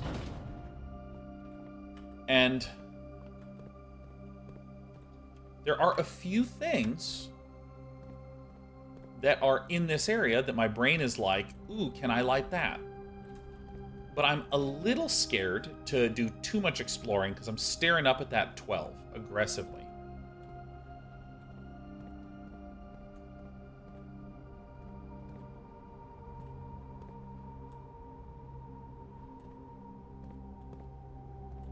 We think that leads to.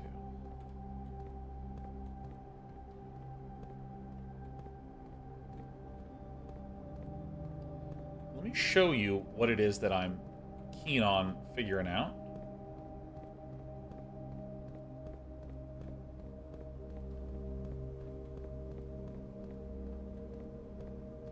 There's this thing. There's these pipes that keep going through, but this is the most conspicuous one to me. What would power this? I am oh so curious what is powering this. Because this so clearly is a passageway into here.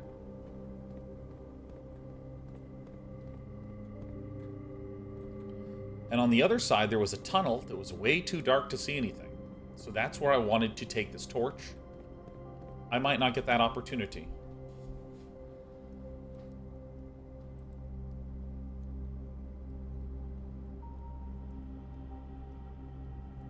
Yeah, I just don't think I'm going to get that opportunity.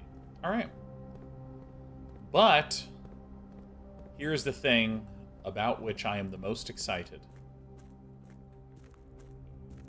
Look at all these trunks down here.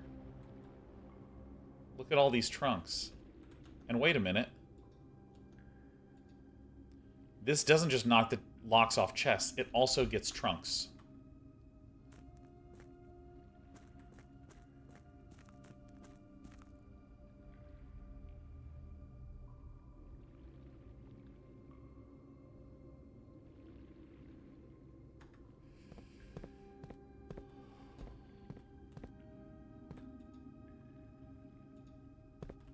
Wait, what?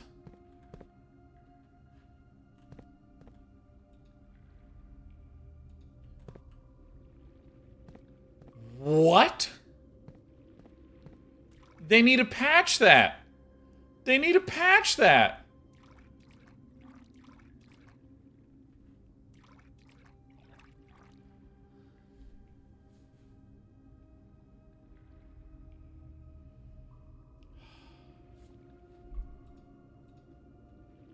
May as well do this one. Green memos in blue boxes are true. Dude. Now, the good news... there's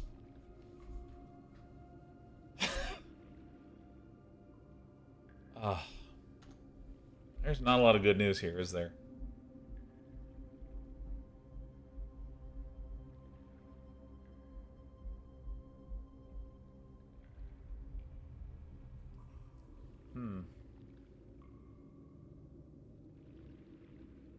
Wow, that fucking sucks.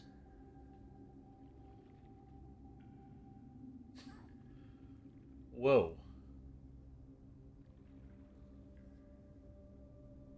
Not a self-igniting torch in anything.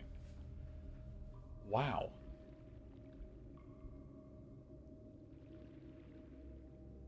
Oh my god, I can't believe it. Well, the good news is that these just stay open. So there's now a large mystery down here that I'm beginning to make progress on. And what do we have here?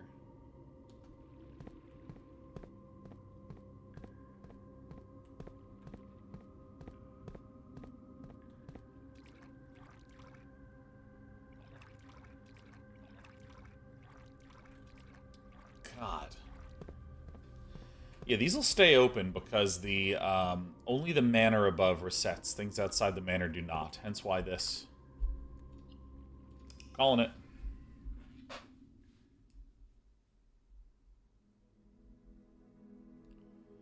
Drat. Baronial Hotel of the Dead.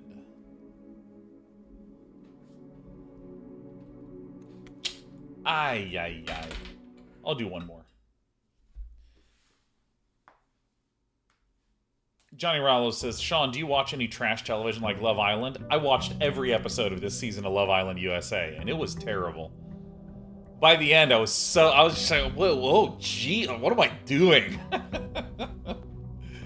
It was great. It was terrific. Yeah. And I'm really happy that, by the way, spoilers for Love Island USA. So thrilled Brian and Amaya won. Charles says, that's how I feel every time. Yeah, no, I mean, especially, like, in this season, there's all these, like, 20-somethings who are, like, trying to romance it up in the villa. And they start off and they're using lots of, like, healthy communication words, you know, like, sounding very mature, until they get, like, a little bit upset, and then they just... I mean, they just pop off. They pop off. Yeah, dude, the memes, though, were insane. I really like Chris a lot. Like, a lot. I thought Chris was great and sweet, and I related to him. And then he, like, pairs up with Huda, and Huda's just...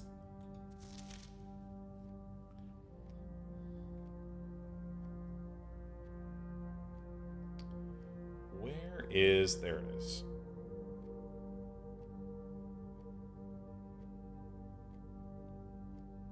Oh, there it is. Logical parlor games. Yeah. Yeah, I did not like Huda at all. It's really interesting talking to my friends that were watching the show, because a lot of them really just were like, oh man, Huda, no, I feel like I really understood and really got her. So, let me explain the goals. Right now, we are yoked in terms of gems. This could be a good run. Every time. I'm so happy to see this. I don't have any specifically clear goal. The white box is true. The other two boxes are false. The other two boxes are empty. So right away, if we say, let's assume this is true, the other two boxes are false, then that's false, and that's a contradiction. So this has to be false. The white box is true. It's a false statement. The other two boxes are false. Also a false statement. So that means this must be true. The other two boxes are empty. You got it.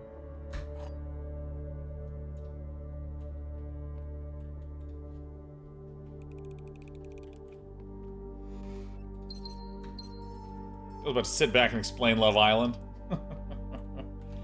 it's like I will say I really appreciate Love Island as a show because it's a type of viewing experience that I don't really see elsewhere. It is on it's 90-minute episodes 5 nights a week for like many weeks in a row. So, I mean, I would look forward to watching Love Island at the end of every day, let me tell you. So, this is our shovel.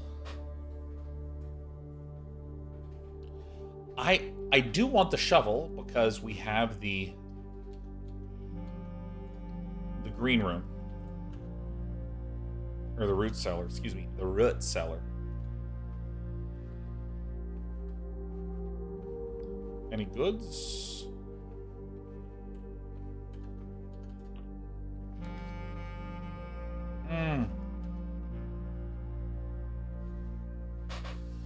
How do I want to do this? I mean, mailroom seems good, but we can also just redraw and get a more space-filling set of things. I'm going to do that, man.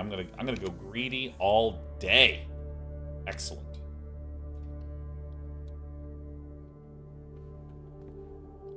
Oh, I always look left and right. Stuff's always over here.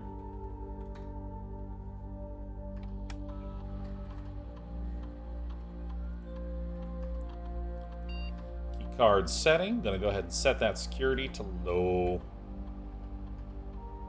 I'm gonna go to the offline mode, set it to unlocked. General, this is a lot of television. I think I've only just ever finished 3 seasons. Yeah, I mean... But it's so interesting because I can't think of many things that are like that. Guest bedroom's fine here. This is fine.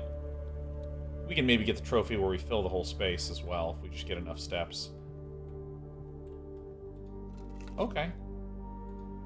Car keys, we can go to the west side and get a car.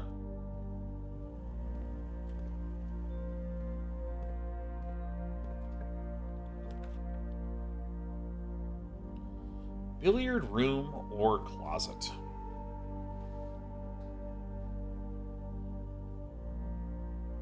We can do the closet because we're still early. It's not many locks. We have so many gems. If we can get some good resources or a good item, that would be great.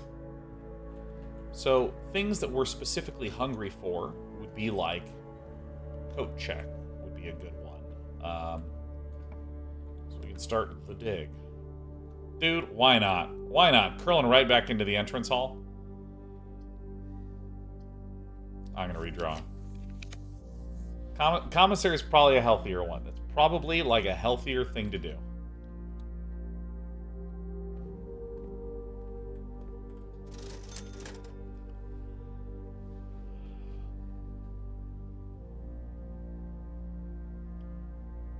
I want a couple of these things, man. Let me tell you. Start with a sledgy.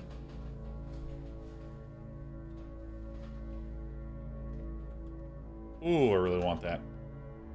Shovel. I'm going to go back out this way.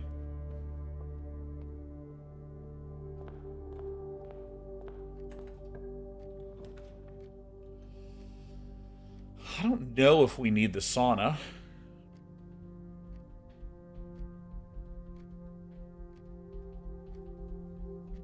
We don't need the pump room. We don't need the sauna. We don't really need the locker room. You know, I'm just going to be... Maybe I want to be more efficient. Yeah, I'm going to do the bedroom, because the bedroom often has items in it. Yep, there's the apple. If I make mistake... Oh, no, it's a coin purse. Oh, it's a coin purse. Yeah.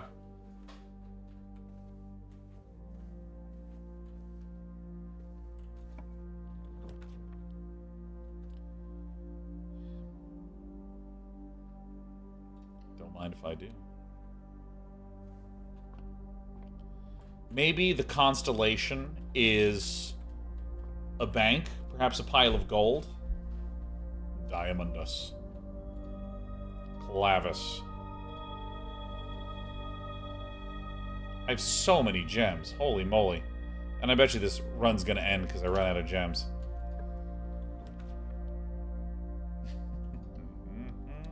You know. playing this one a little faster than I normally do because I'll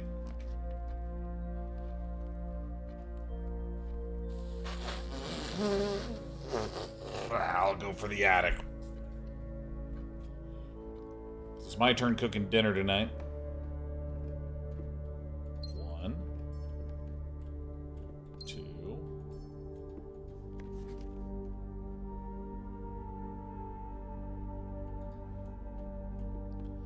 3, 4, 5.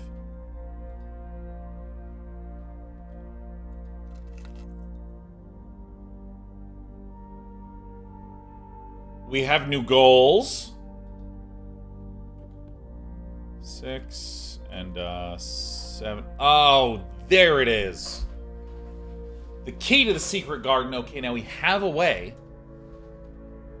to open it up. And what's this?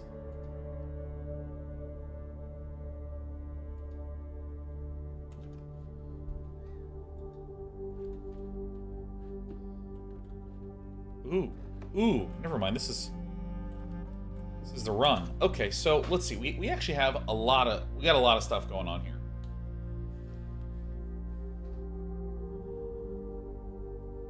We can get the car. We have a silver key. Oh my god.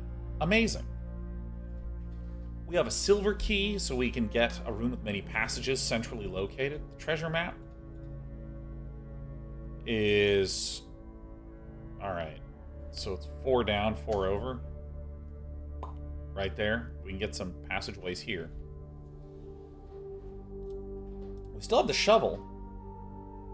So if I kind of want to get the shovel and go back to the root cellar and dig up all the stuff there.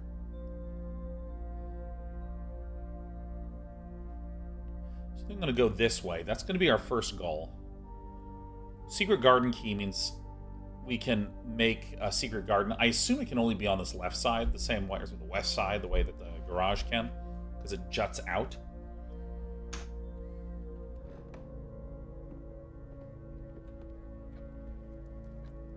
This is a good run so far. Okay, perfect.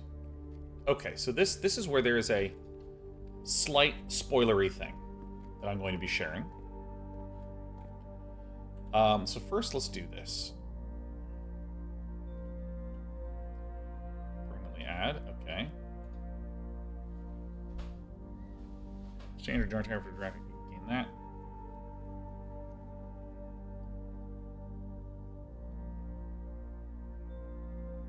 Dude, I'm gonna get the kennel. I love dogs. Alright. Home to several of Sinclair's hunting companions. It can be assumed these friendly hounds have been anxious to meet their new master. Yeah, I want to meet some good dogs. Okay, so here is what happened when I was watching Brit.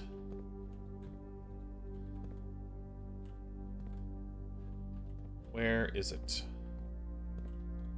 Yeah, while I was watching Brit, she clicked this and was able to use the magnifying glass to see this. And I was like, ah! I closed my eyes. So, what is the date?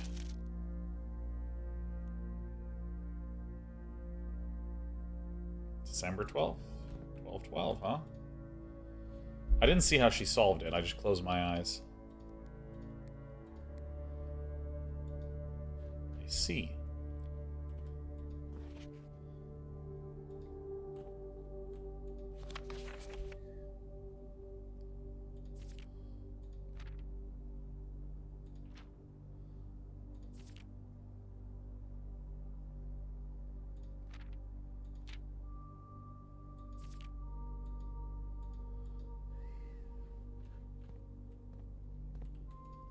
So here's day 1. Oh, I'll try 1107.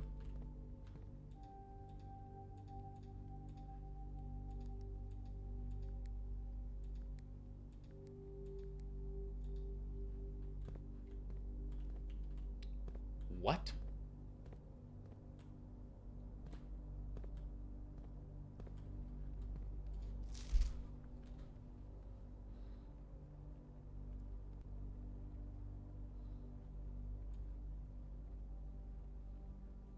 Huh.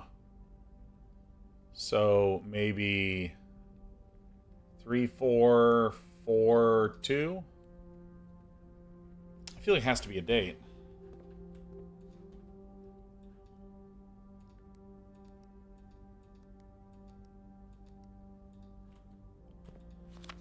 The Great.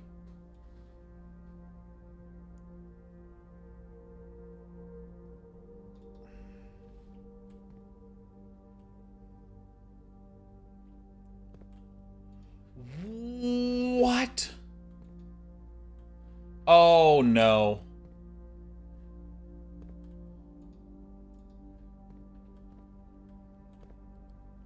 How did she get it?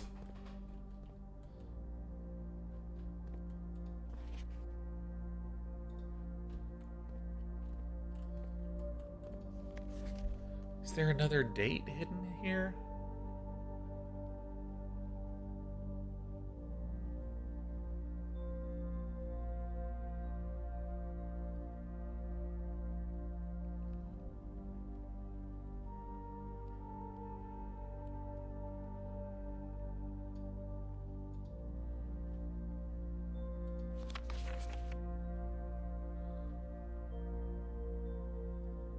Oh my god, 8 gates. 1, 2, 3, 4, 5, 6, 7, 8.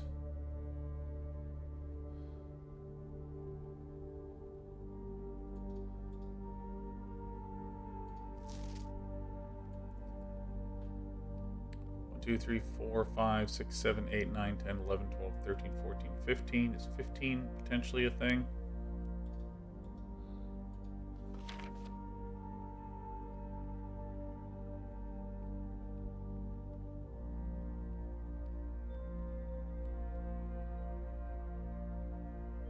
I'm going to try 0415 because there's 4 apples here, 15 apples there. Why not?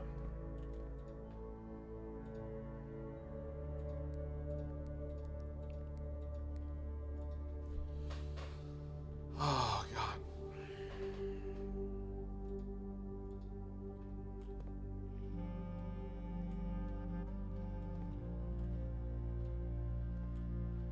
First code I tried was 1212.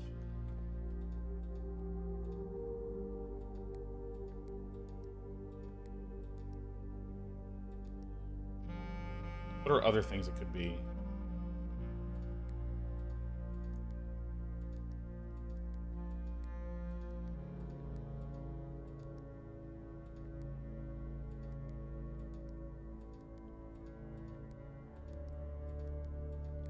Alright, so those 3 dates don't make sense.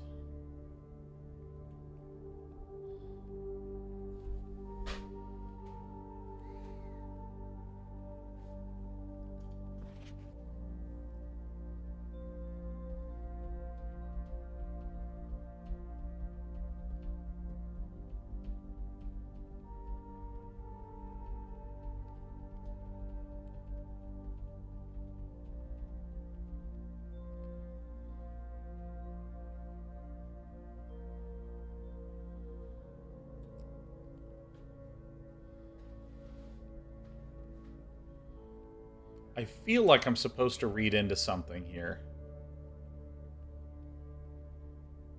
Because there's 8 gates. Maybe it's a number that are on the ground.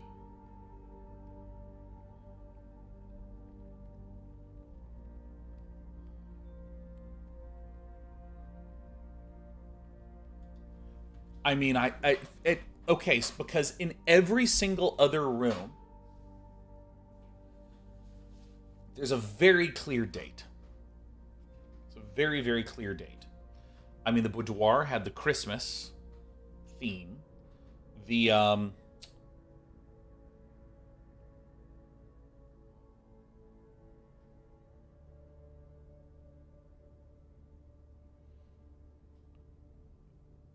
counted March to the count. So you counted the things you got to march, and that made a date. So that kind of like you derived a date from that. The other one was the actual date of today. So what could possibly be clues in here?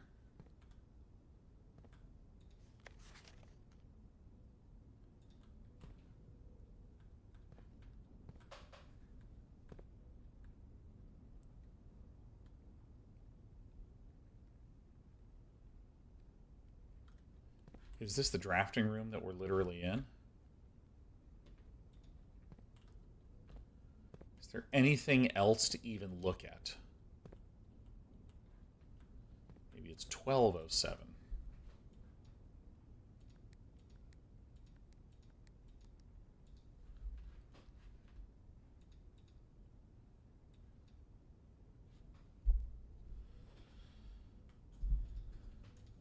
A very detailed paper model of a safe.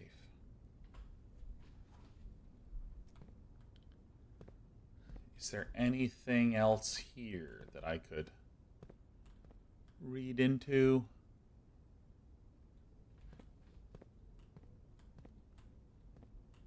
I mean, it's this. Right? This is it.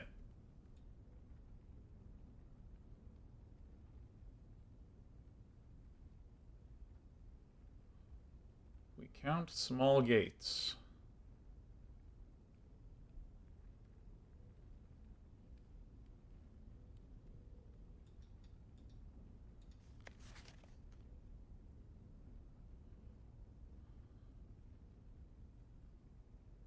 And none of these apples are falling far from the tree, as it were.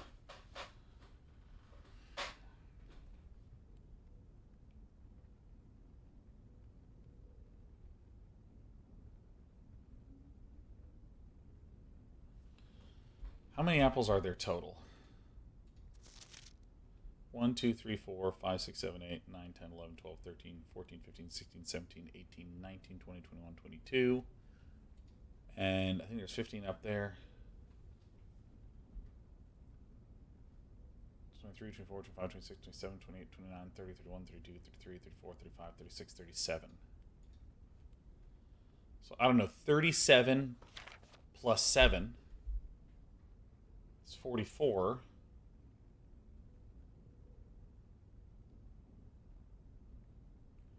It's December 14th.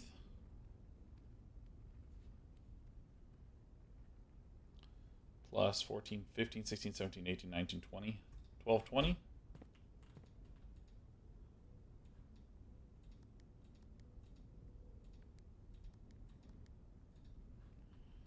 Oh my god. Let me just look a little closer, see if there's anything that's just obvious there.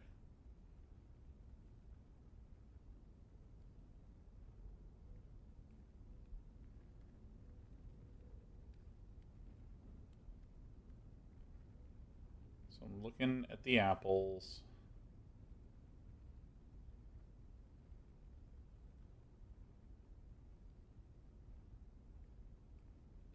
Looking at the tree, seems anything in the tree. Looking at the stones. Look at the stones.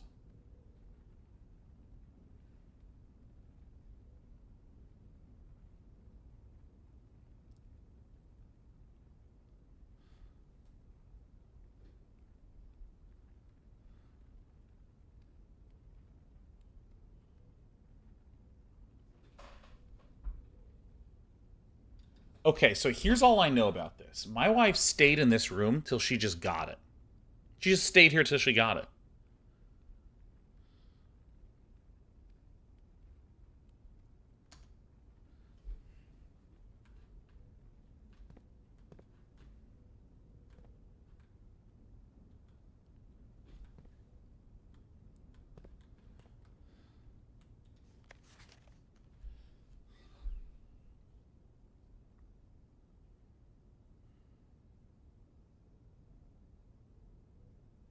This is what's confusing me. Is this is the Great Hall partitioning plan? Ah.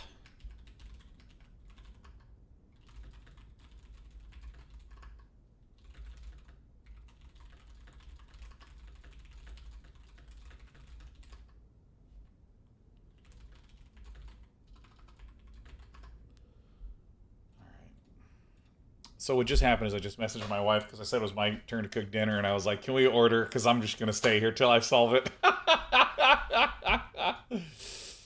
Oh my god.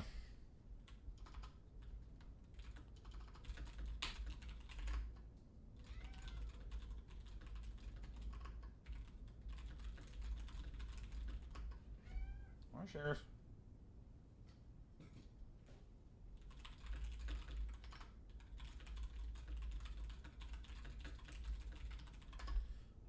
Sorry. All right, let's see here. Partitioning plan for Saturday, December. Yeah, hi, Sheriff. Do you okay? Look, you can come up. You can come up. All right, so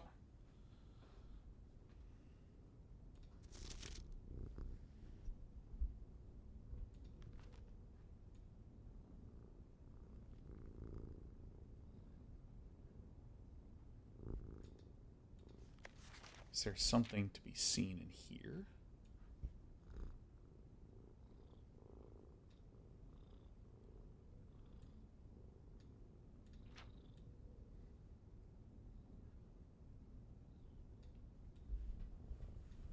Okay.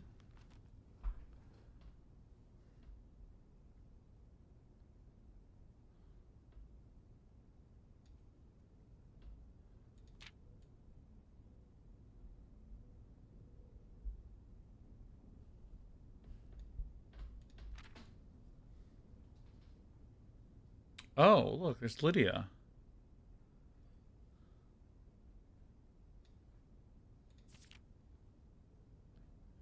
Oh my God. Sheriff, the one who likes the car wash, she does. I can tell she's annoyed.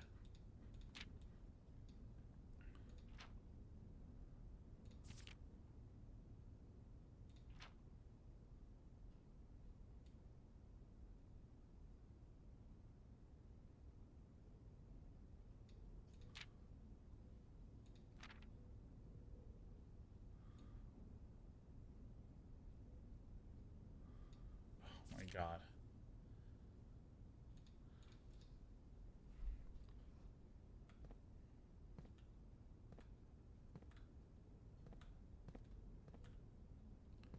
What logical leap am I not making? The Great Hall partitioning plan for Saturday. Can I, like, flip this over?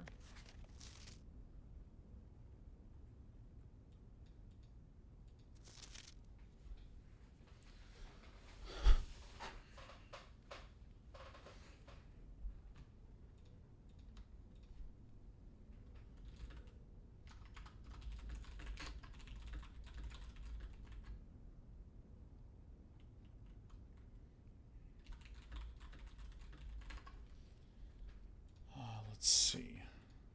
Sorry, I'm just coordinating on dinner.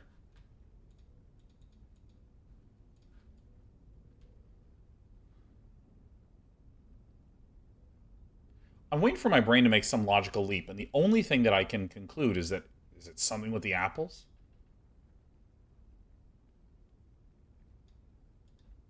Like 0309, because there's 3 and then there's 9 of them. Yeah, this is.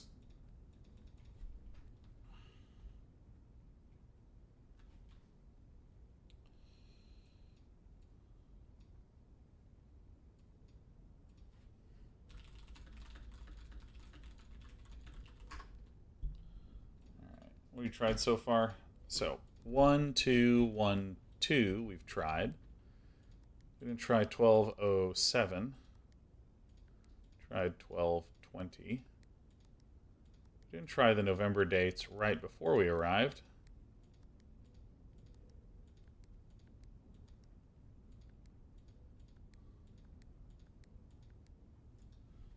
Let's try November 7th.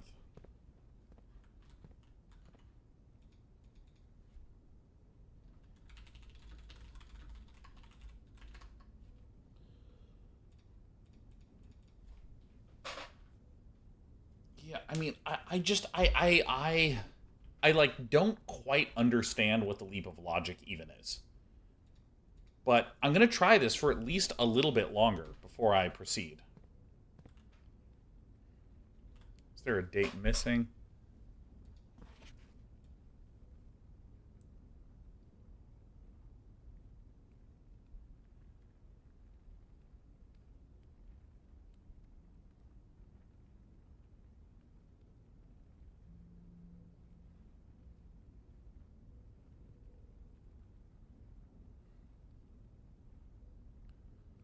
Oh, I'm going down like this.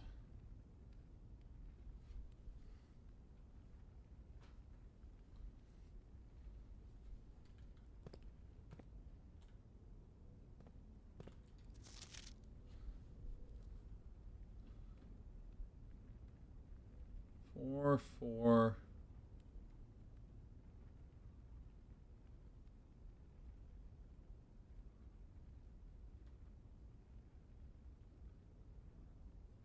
I don't understand this.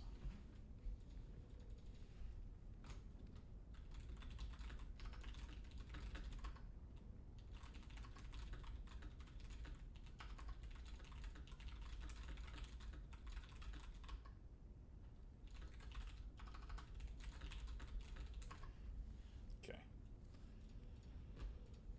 All right. So, what could this be? There's a problem is that there's 4 trees and then there's 1 tree.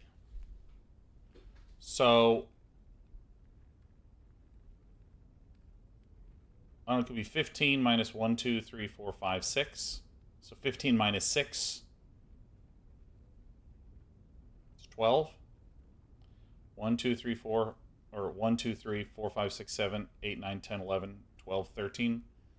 Minus 1, 2, 3.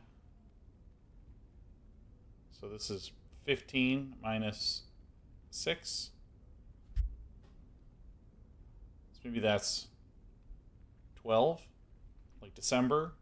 And then this is, so it's apples in the tree minus apples out of the tree or some shit like this.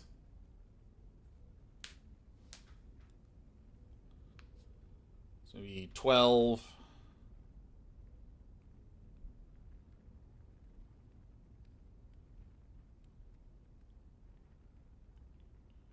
13, 12, 11, 10. 12, 10, I don't know.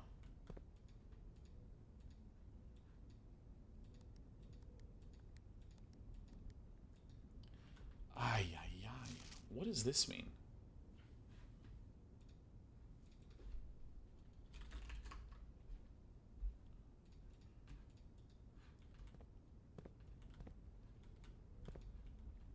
I want this one really bad.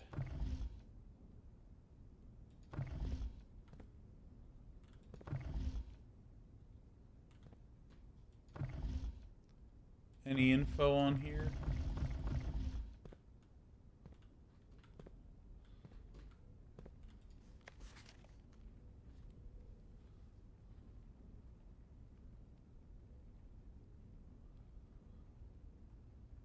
Because 1, 2, 3, 4. Oh my god, dude. 15 minus 6 is oftentimes not 12. Okay, I can't even fucking look at you. This would be 09, 10.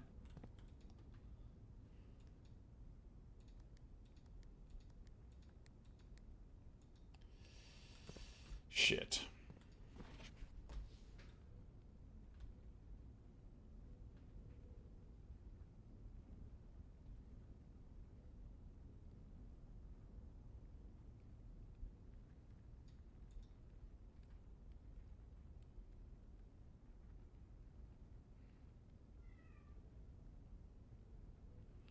This would be 30. 1, 2, 3, 4, 5.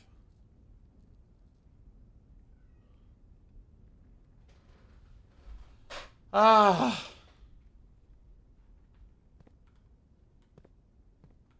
Start guessing every date in November. But that would ruin the fun to just, because I can just sit here and type in 365 numbers. It's like not a big deal.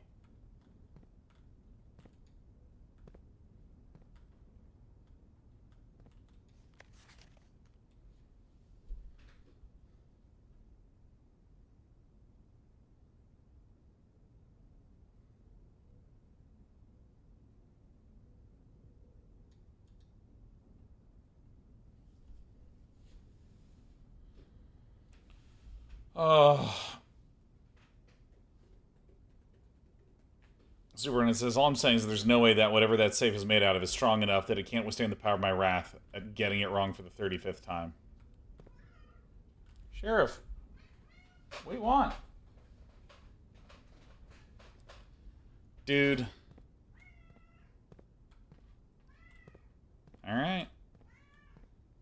Sheriff? Sheriff, what is it? Alright, come here. Alright, come here. What do the apples mean?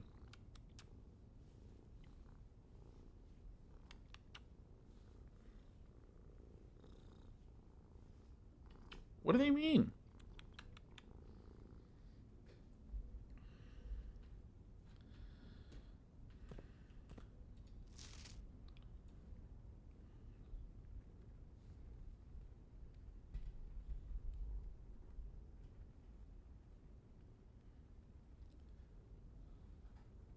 Oh. Okay. Sheriff. Okay. Okay. What? Sheriff, what could it be? What do you think it is? My little baby. I'm trying to just read into this pretty image. Is it one of the paths? All right, Sheriff. Here's what I'm doing. I'm trying to count things because there's clearly things to count. Yeah, I know. There's clearly. I know. Here, let me move this here so that way you can purr into it. How you doing? All right, maybe you can hear her purring. Oh my God.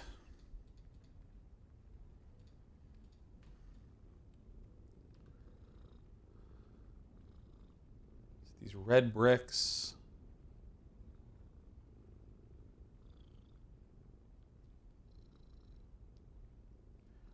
I'm just staring at this till some pattern just emerges.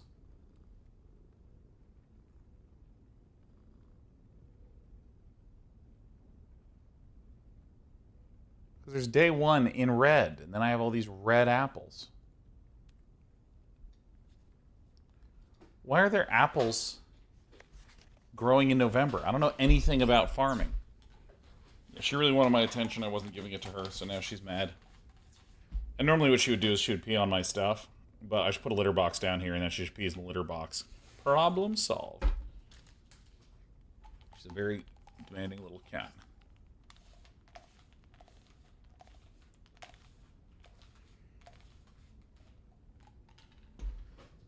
Because I feel like these are clues, right? The Great Hall partitioning plan for Saturday, December 12th. Because it's, I mean, this is a date.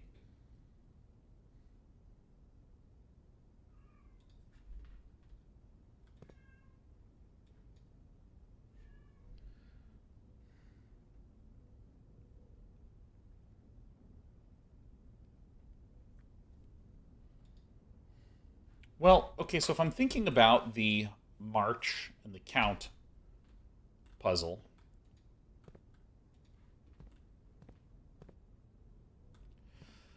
okay, so here's what I'm gleaning. If I think about if we think about the way that the what's the name of the damn room?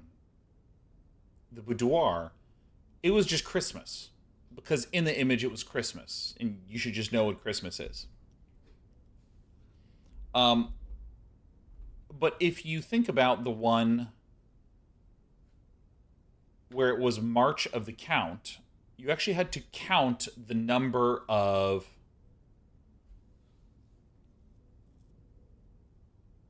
like busts of the count that were around. And so we had to glean March as being 03, and then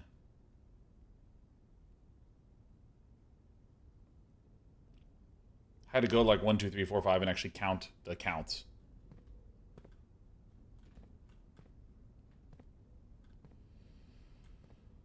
So, I mean, I wonder if there's something in here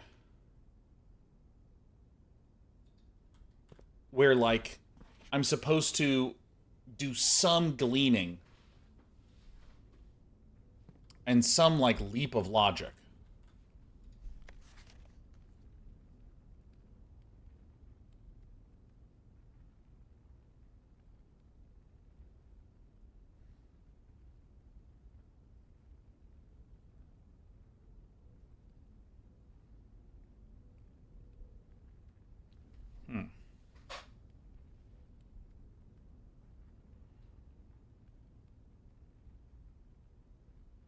I feel like the number of apples has to be relevant. It feels so deliberately placed. It feels like so in my face. Or maybe it's just simpler than this. Maybe it's just like combining some dates here.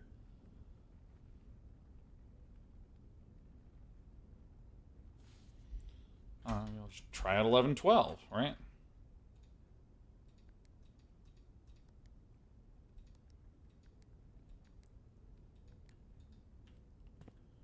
Farts. Is there anything else in this room?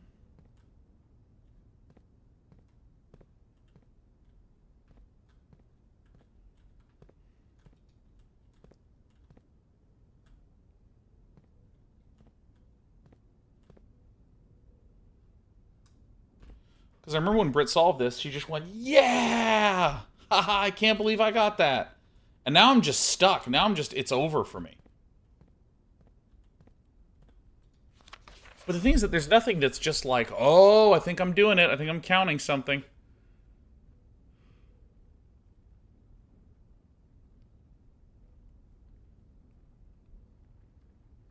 God, I got a cat hair in my nose.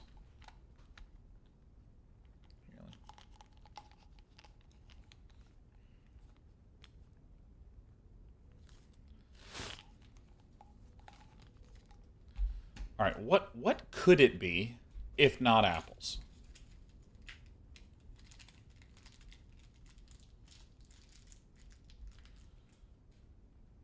Let me study this other thing again.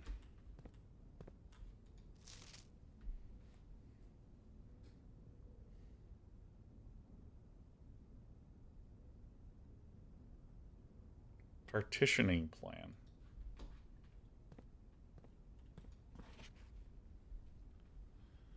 Is this being partitioned in some way? I mean, these things are clearly chopping this up, but this is what's weird to me is that, like, there's one thing here, one thing here, one thing here, one thing here, and that's like, that to me says 4 numbers.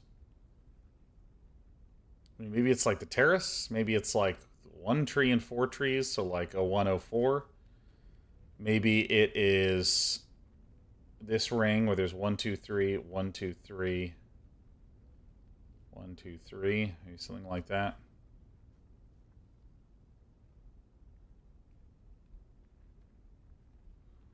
There's 4, there's 4, there's 5, there's 3. 4, 4, 5, 3. 1, 0, 1, 0, or 1, 0, 1, 1. I'm doing it by like this. 4, 5, 6, 7, 8, 9. Hold on, let me actually just count these.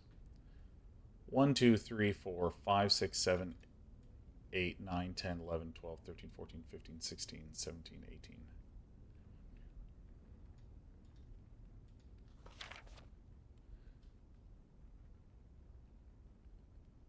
Maybe we could just partition it like this. I don't know how I get like 5, 4, 1, 2, 3, 4, 5, 6, 6, 4, 5, 4, 6, 4. I don't know. It just doesn't make any sense to me. I'm going to try a 104.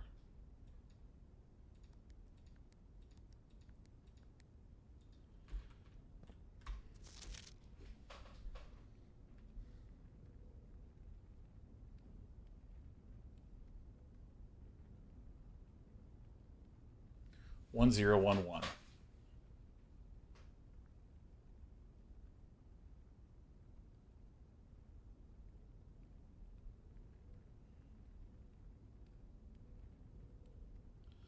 Wait, how many apples are just in this tree, or in this image total? 1, 2, 3, 4, 5, 6, 7, 8, 9, 10, 11, 12, 13, 14, 15, 16, 17, 18, 19, 20, 21, 22, 23, 24, 25, 26, 27, 28, 29, 30, 31, 32, 33, 34, 35, 36, 37. There's 37 frickin' apples. Or maybe it's the numbers. Maybe it's a day in November, because we're literally looking at the word November. And we do the apples in the tree minus the apples out of the tree. Let's try that, because there were 15 up here. 1, 2, 3, 4, 5, 6, 7, 8, 9, 10, 11, 12, 13, 14, 15. 16, 17, 18, 19, 20, 21, 22, 23, 24, 25, 26, 27, 28. Minus 1, 2, 3, 4, 5, 6, 7, 8, 9. 28 minus 9 is 12. 28 minus 9 is 19, so maybe 11, 19, maybe one time.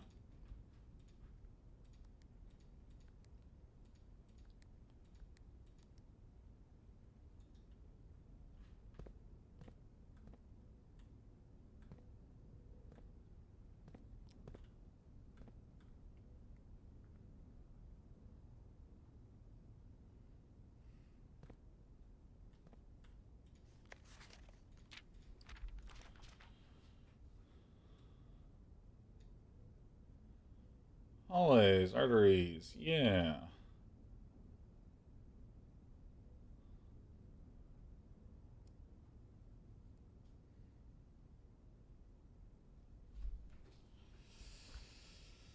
Oh my god.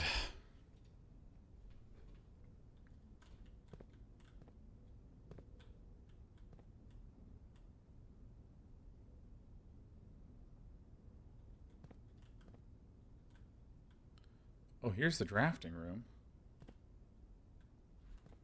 You can see her right there.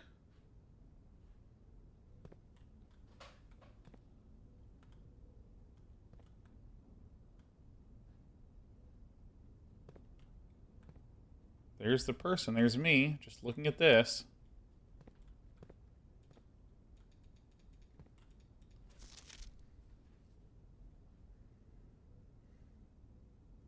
I don't understand. Ah!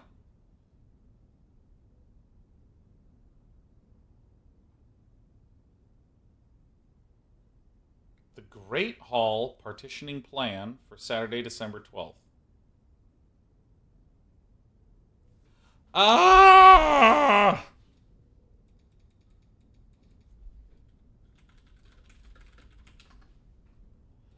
Oh my god, I'm gonna go insane.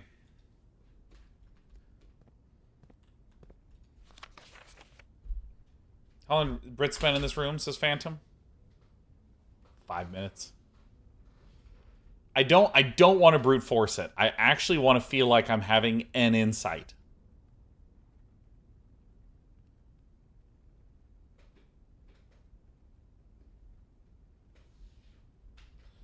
Four, 5, 6, 7, 8, 9, 10, 11, 12, 13, 14, 15, minus 1, 2, 3, 4, 5, 6. 15 minus 6 is 9. 1, 2, 3, 4, 5, 6, 7, 8, 9, 10, 11, 12, 13, minus 1, 2, 3. 09, 10. Could also be 1009.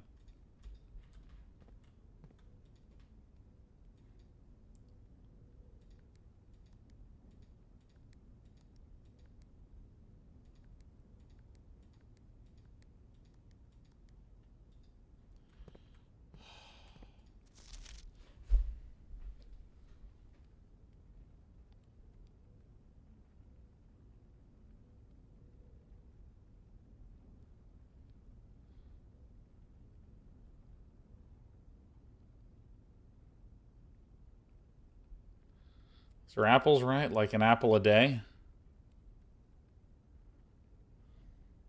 Something like this? An apple a day keeps the doctor away?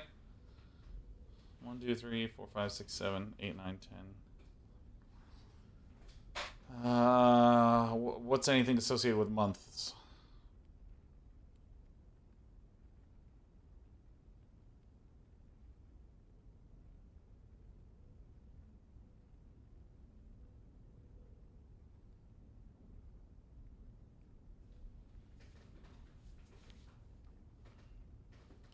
In the Great Hall, there's 8 locked doors as well. I don't even remember what the fuck our goals were, man. I'm lost. I'm like in the sauce right now. 1, 2, 3, 4, 5, 6, 7. Let me actually try to remember these numbers. There's 5. Wait, maybe. Wait, hold on. 1, 2, 3, 4, 5, 6, 7, 8, 9, 10, 11, 12, 13, 14, 15, minus 3. Because those are the ones inside here. So here are 3. So this is 12. And then what if it's 1, 2, 3, 4, 5, 6, 7, 8, 9, 10, 11, 12, 13. minus 1, 2, 3, 4, 5, 6. 12 minus 6. So maybe it's December 6 is a 12 here within this side. And then 8, 9, 10, 11, 12, 13. 13 apples in there. Minus 1, 2, 3, 4, 5, 6. 13 minus 6 is 7. But then I just get 12, 7. Which is like something I've tried, right?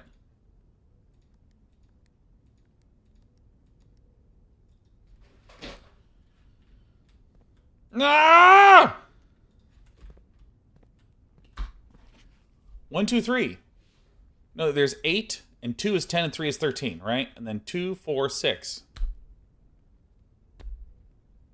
1, 2, 3, 4, 5, 6, 7, 8, 9, 10, 11, 12, 13, 14, 15. There's 15 in this fucking upper tree. There's 15. There's 15 in the tree.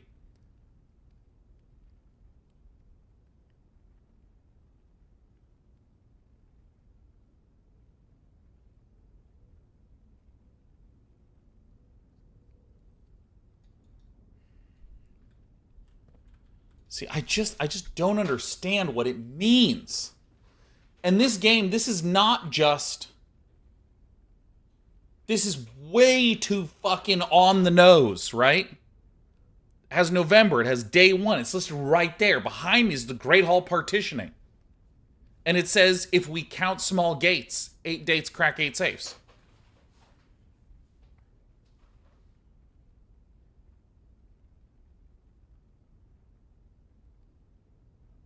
I don't know, 1, 2, 3, 4, 5, 6, 7, 8. 8 gates. Maybe there's...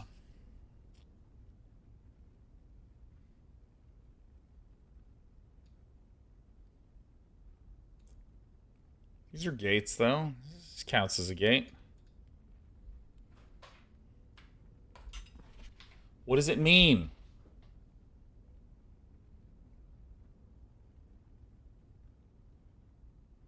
Two, 4, 3, 1. Is that something?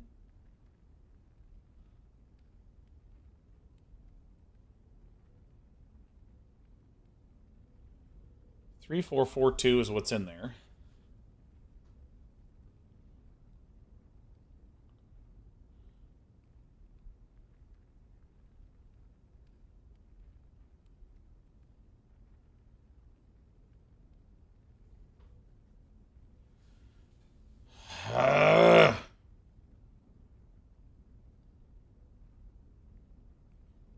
Don't have to wait. I messaged Britt. She ordered food for us.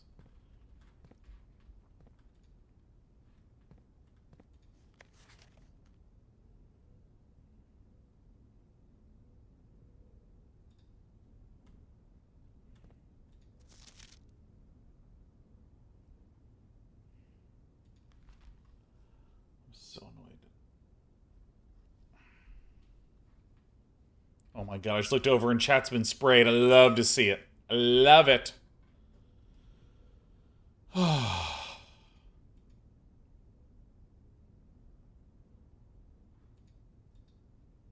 you going into emote-only chat? Is there other things in this room?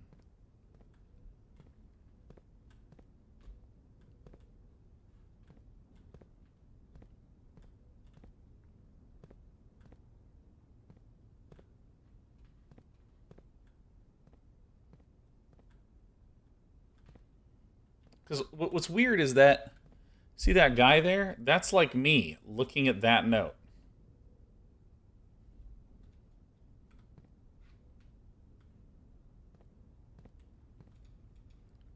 Is there something else I can fucking interact with here?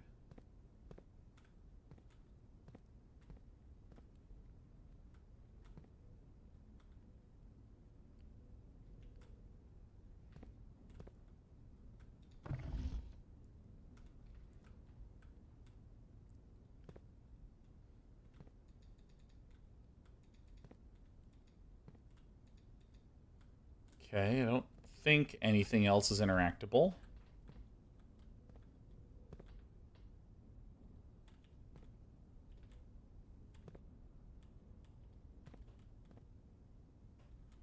Wait, what's today's date?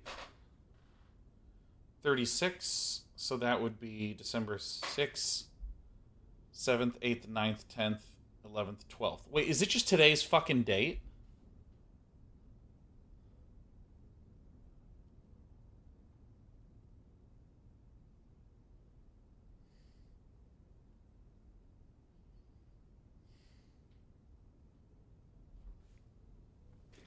Okay, so now all okay, so day 36, today's date is December 12th. That's today's date.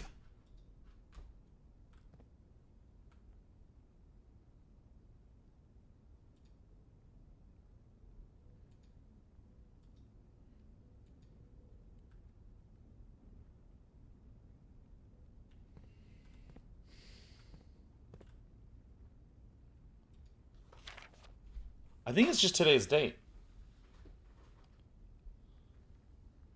Billy Zane, it is if we count small gates, 8 dates crack 8 safes. So we've been looking at the safes that are through the house, including the gate that's out front. And they're all associated with dates.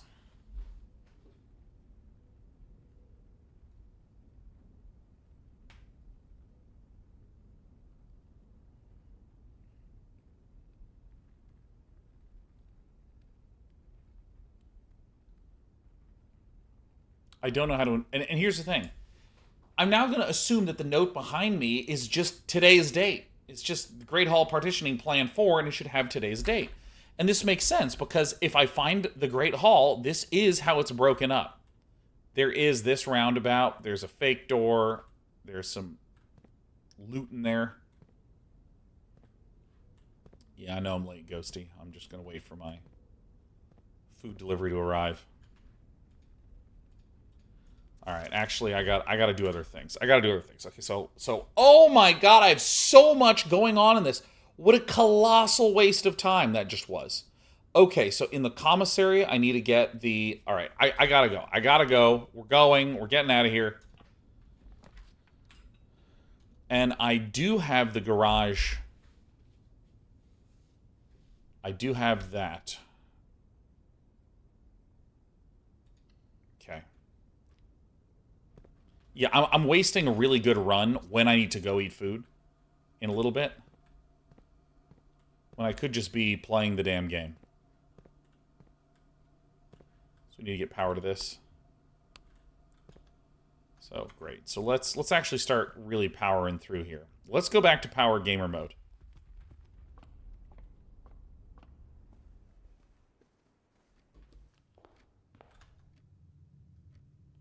God, we have to go far, huh?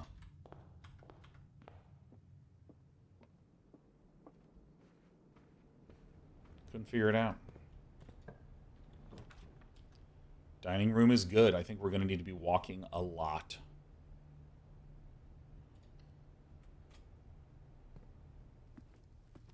Anything here? We are in a little bit of a hurry. So my food's going to be here soon. All right, let's go east first. Pantry is more than welcome.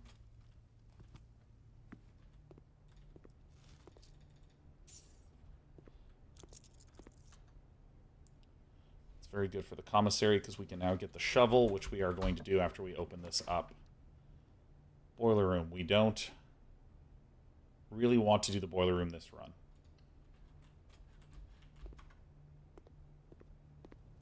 Okay, so I know that this is a little bit circuitous, but hear me out. I'm sorry, literally has dirt there, so we're going to go ahead and buy... There's no shovel here? How long have I been talking about a stupid shovel? Oh my god.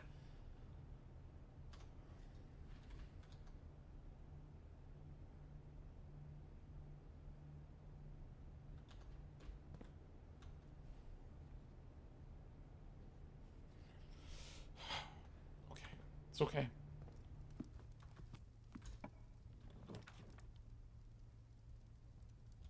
Kennel.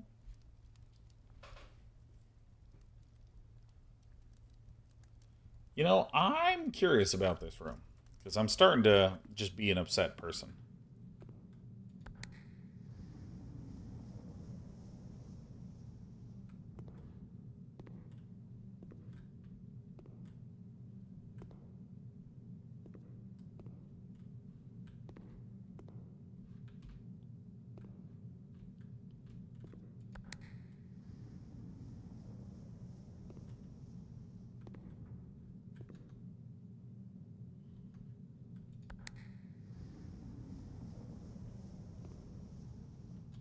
Maybe I screwed myself because this Hall of Mirrors. Yeah, I think I need to figure out the Hall of Mirrors later.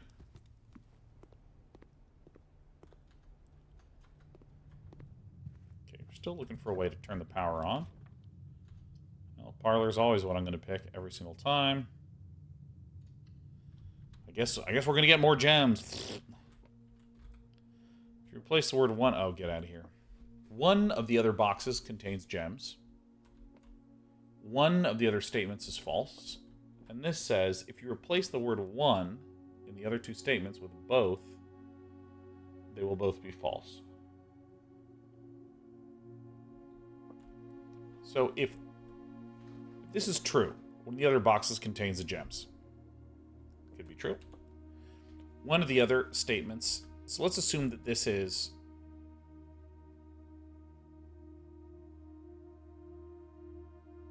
one of the other statements is false.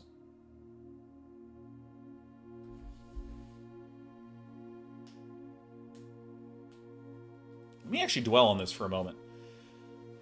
Oh, I don't know why I'm doing things that take time. I need to go. I literally need to end this run. But we have so many good things here. I'm actually just... fine, I'll solve it. I'll solve it. I'll solve it. Ah.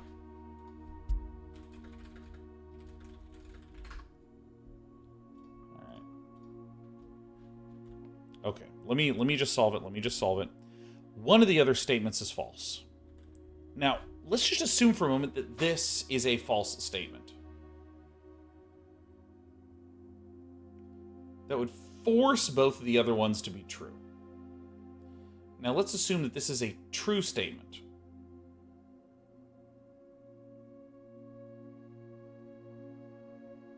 It doesn't give us that much information.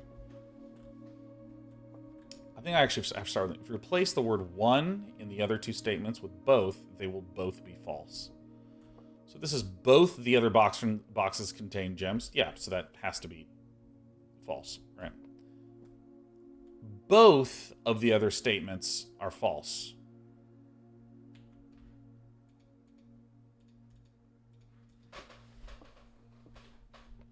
Both the other statements are false.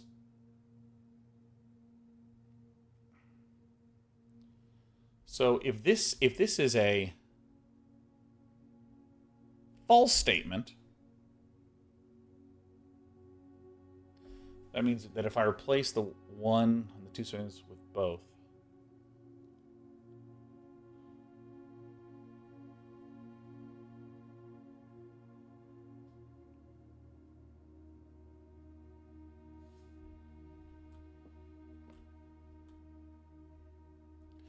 this is like, this sentence is like weird for me to think through.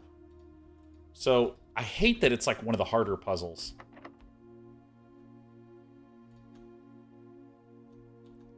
Oh yeah, I'm just going to use the silver key.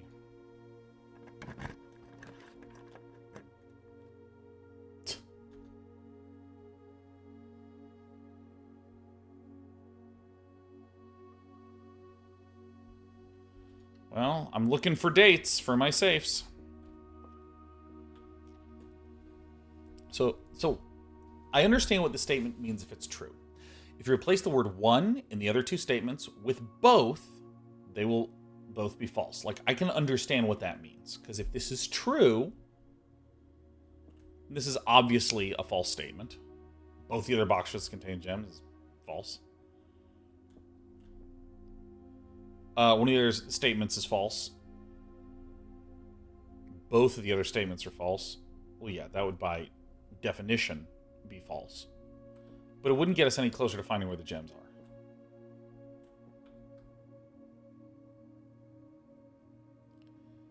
So if this is...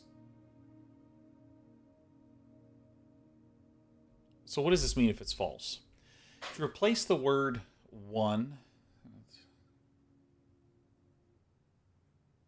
could be that one is false and one is true. It could be that they're...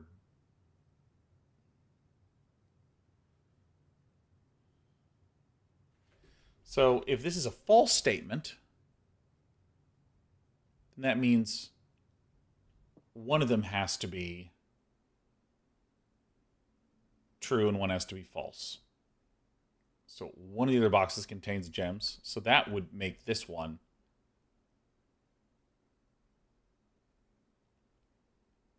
both the other boxes. So both... Jesus, come on, brain. Both the other boxes contain gems. So that would be false. So if this is false, then this has to be true.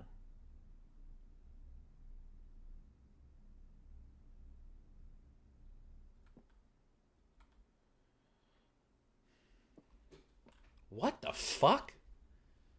Dude, I don't even want to try to solve this. This one is actually hard for me to even think through. I don't even feel like I have the mental tooling. If you replace the word one in the other two statements with both, they will both be false. So if I assume that this is a true statement, if this is true, both the other boxes contain gems. So that's false, so that's consistent. Both of the other statements are false. So that would be false, so that's consistent. And all that would mean is that if I say that this is true, there is no contradiction. So what happens if I say false? Is there a contradiction? If you replace the word one in the other two statements with both, they will not both be false.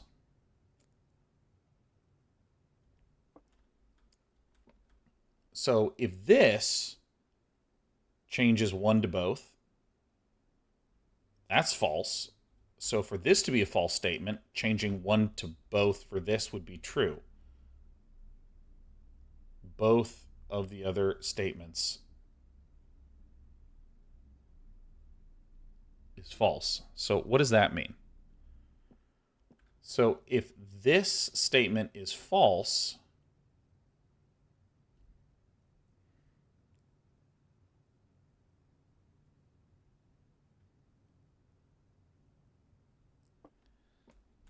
then both of the other statements are false is a true statement. So now we can say that that statement, then that's a true statement. So now we have this fourth statement. Both the other statements are false.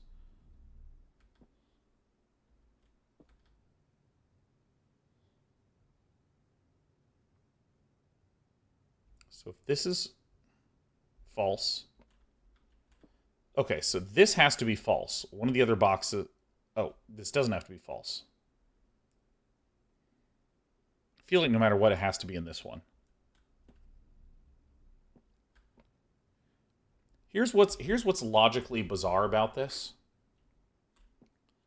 This says one of the other boxes contains the gems. This is the only box that gives any information about the gems. Outside of it being false that both boxes contain gems. And because of that, that would lead me to conclude that I will eventually open this box. But there is a logic path here that is fucking with me. So if this is false,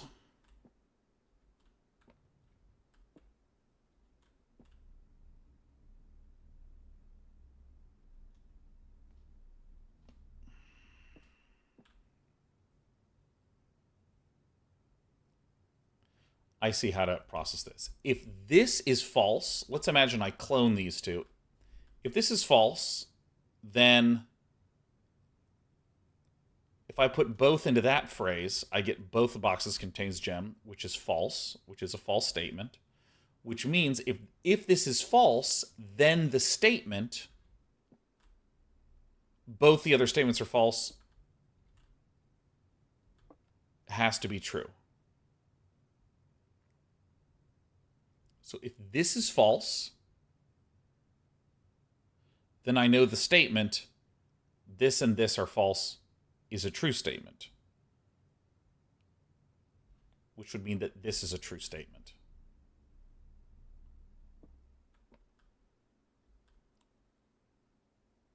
And if this is a true statement, and this is a false statement, then this could be a true statement.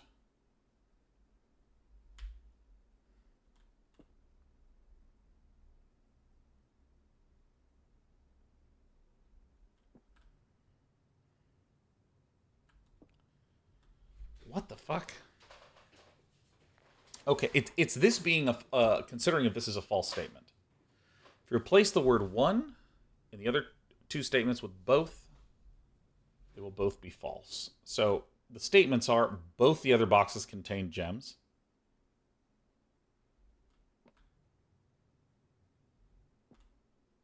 Because that is always false, then the only other thing that could be made true is both of the other statements are false. So if this is false, then both of these are false, and then that's true. So I mean that's consistent, but it doesn't give us any closer to this.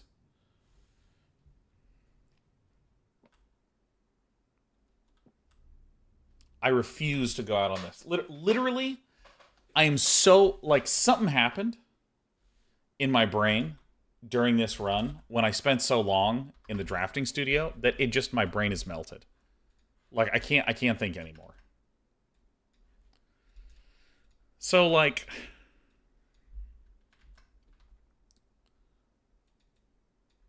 Ghost Stalker, I am managing my own time. I'm doing just fine. So here is the... So if this is false... Well, actually, so let's just do... If this is true... Replace the word one with both. They'll both be false. Both of your top boxes contain gems. That's a false statement.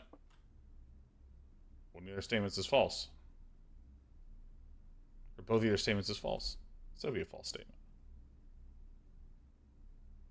Which would mean that one is true and one is false. Which would mean that this one is false. I keep coming back to this one. Like, again, if it's true, I see how everything points to this. If this is... So, we have no idea about this one's truth. We have no idea about this one's truth. So we assume that this one is true. If this one is a true statement, we get two bonus statements. If this is true, we get the bonus statement that this being both is bullshit, but then we also get the bonus statement both of the other statements are false. That's incorrect. So actually, if this is true, this means exactly one of the other statements is false, not both. Because of that, so it would be that this is true, one of the other statements is false, but also it's false that both of the other statements are false, which means one has to be true, one has to be false. Therefore, in that branch, this would have to be the false one, and this would have to be the true one, and this would be another true one. Is that right?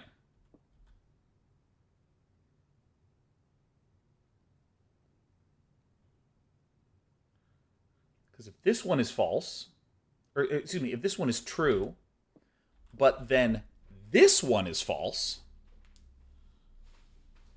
that means one of the other statements is not false. It means both of your statements are true.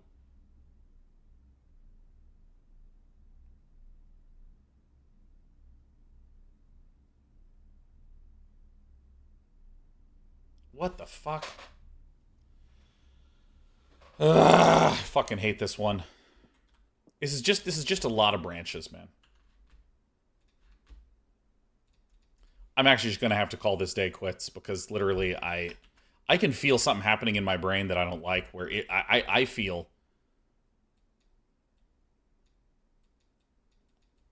black, false. I normally really like this sort of thing, and I can just feel enormous frustration welling up, which means I'm way too overtired. So let's assume that this is true. So now we have the following. Not gem in both. And not, oops, I wrote this wrong. If black is true, then we instantly get these two phrases. Gem in both, that's not true. And both statements false, that's not true.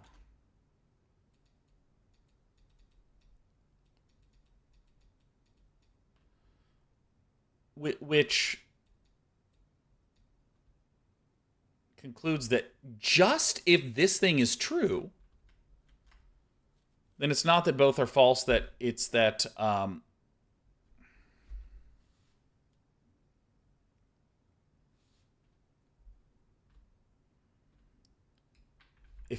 if both false, if that's not true, then it means that at least one is true.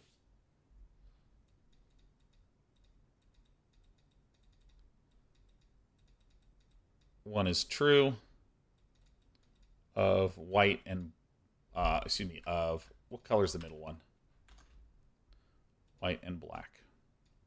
We already know that if we assume black is true, that's one, which means that white could be true, it could be false. So, we're going down the black true branch. So now, all we know is that this is true. So one of these has to be false. One of the other boxes contains gems. If it's a false statement, it's here. What if it's a true statement? Well, if this is a true statement, that doesn't contradict this.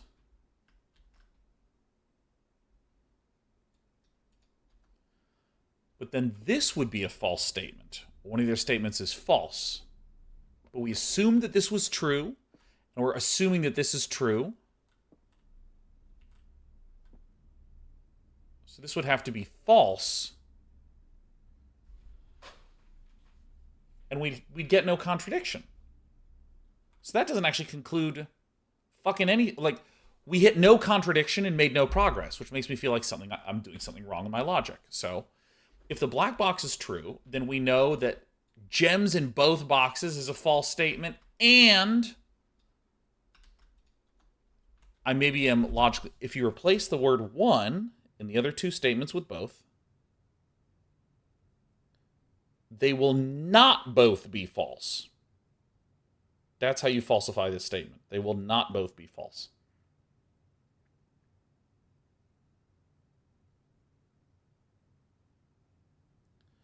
So that means one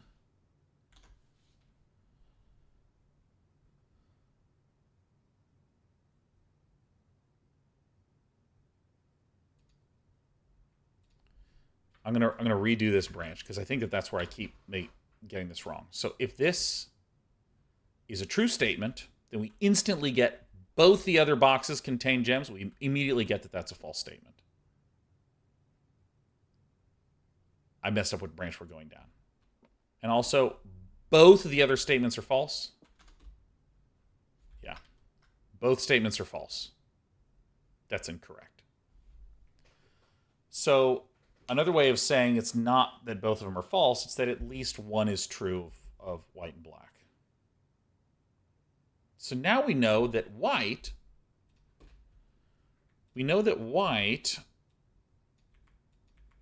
So now we look at white, right? So let's make sure that there's no contradiction. If white is a true statement and black is a true statement, then if I replace this with both the other statements are false. No contradiction. This is false and this is true. Right, great.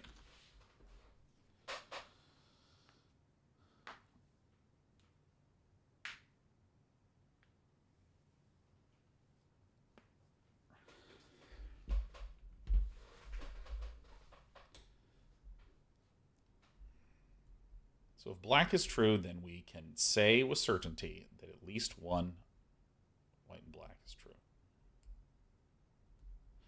And then it's true whether white is true or whether white is false. Okay, so now let's, on this branch, consider white.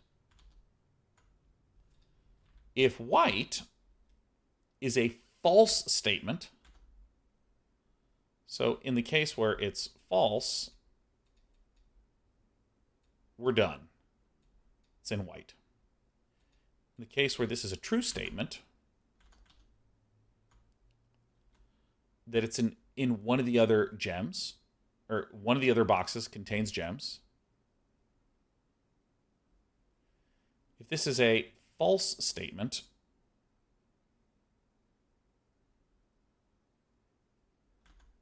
I'm sorry, if this is a true statement, then that immediately means that blue, because we're using Magic the Gathering terms, that blue has to be a false statement. And we know this because we assume that this is true, and then we said, assume this is true, and we went, okay, so what if this is a false statement? One of the other statements is false. Which means if this is a false statement,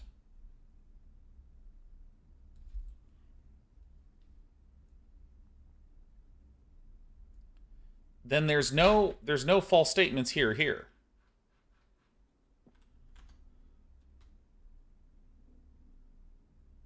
Which means that we would just have that this is false and this is true and this is true. And that's the same path that I worked down. I don't see what's wrong with my train of logic. This is true. One of the other boxes contains gems.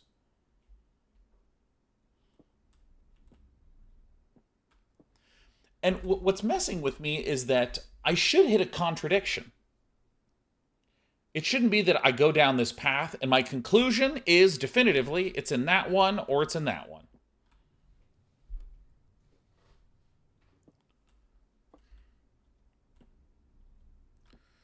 I'll try this from a different way. So assume that this is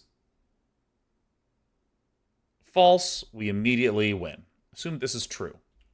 It's in this branch or it's in this branch. So if this is true, then both of these are false or one of these is false. So let's assume they're both false. One of the other statements is false.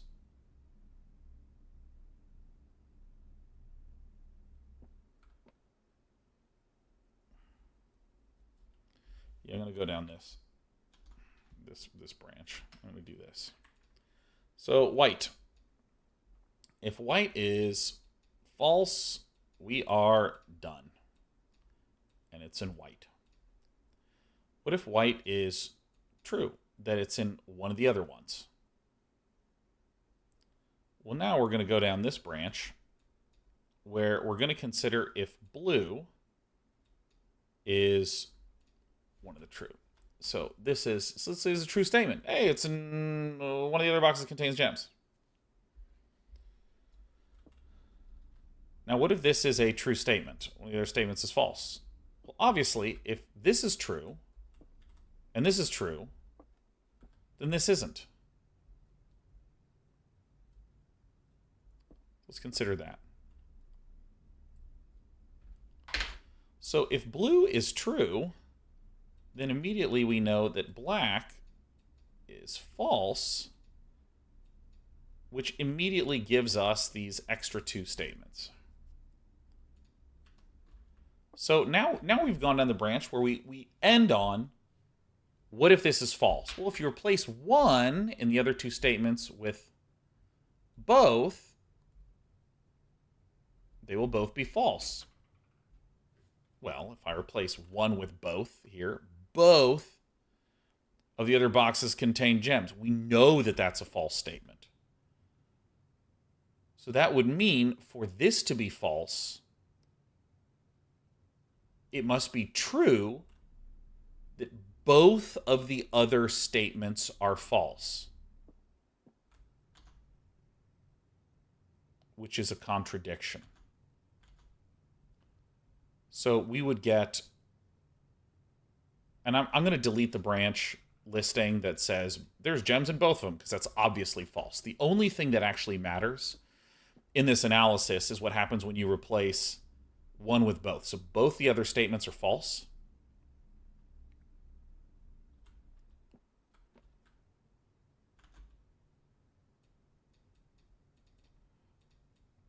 Both are false is a true statement. So, but we know that that can't be, so this is a contradiction.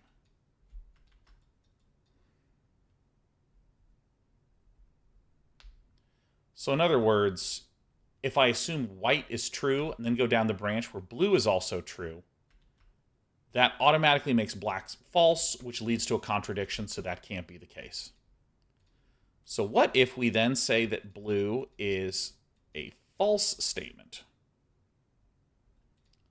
Let's look at that. So now blue is a false statement. One of the other statements is false. Well, that's a false statement. So this instantly implies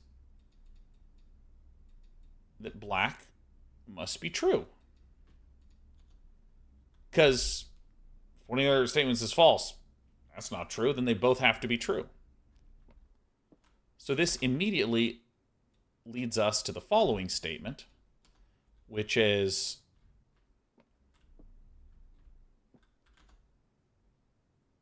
where's blueprints? It is true that if you replace one with both, they'll both be false. So that means this needs to be true. So this obviously is true. Both the other boxes has to be true. It means this is both the other statements are false.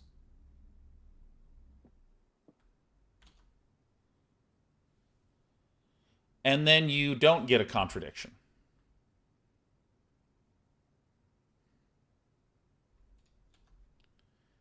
One and the other two statements with both, they will both be false. So that has to be a true statement. Am I doing this right? So if white is true and blue is false, white is true. One of the other gems contain boxes. This is true.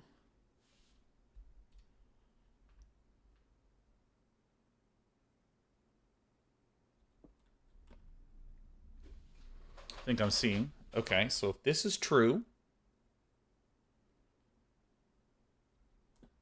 then we consider the path where blue is true, which would automatically make black false, which leads to a contradiction.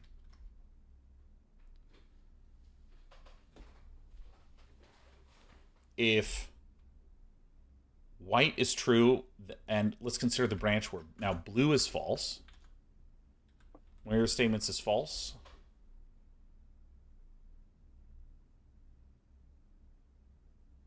That's incorrect. They would need to both be true for this to be true. So if this is true, and that's false, that automatically makes this true. Okay.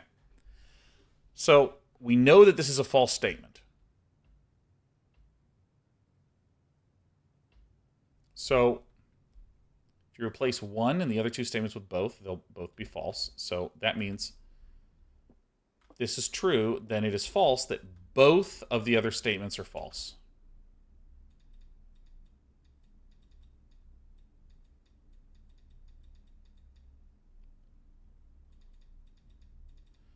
And there's no contradiction here.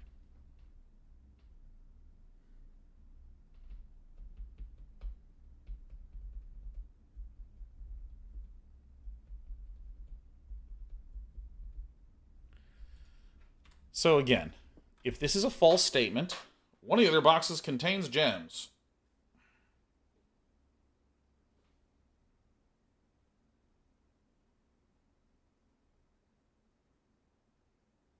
We're done immediately. Now again, there's a logical thing that's itching at me, which is like, this is the only information about gems that we have. One of the other boxes contains gems. But it says if you replace the word one in the other two statements with both, they will both be false.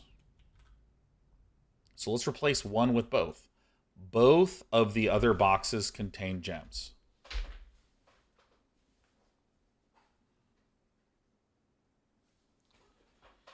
I'm like getting so frustrated because I just keep not getting a contradiction. Like this path is easy, right? If this is false, we're done. One of the other boxes contains the gems. No, it's false. It's just in this one.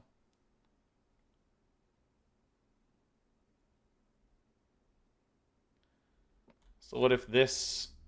So if this is true, we say, well, what if this is true? It's false. This is true. Our statement is false. Great. So we have true, true, false. Let's see if we get a contradiction. Both of your statements are false.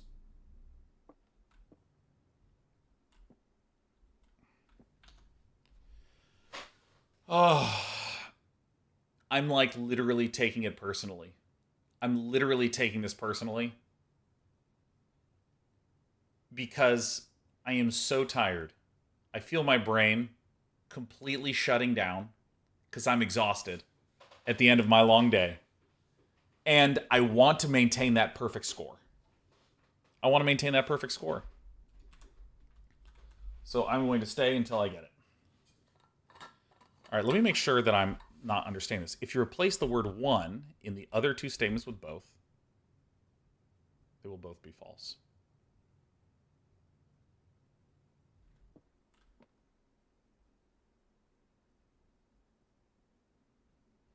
So both the other boxes contains gems. That makes sense. Both of the other statements are false.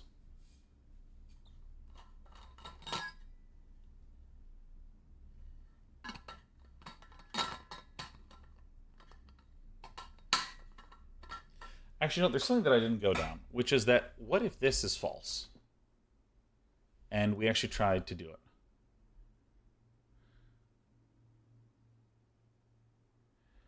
So if this is a false statement, one of the other boxes contains gems. It's false.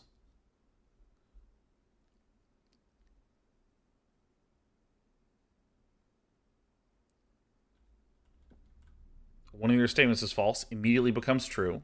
This is true. This is false.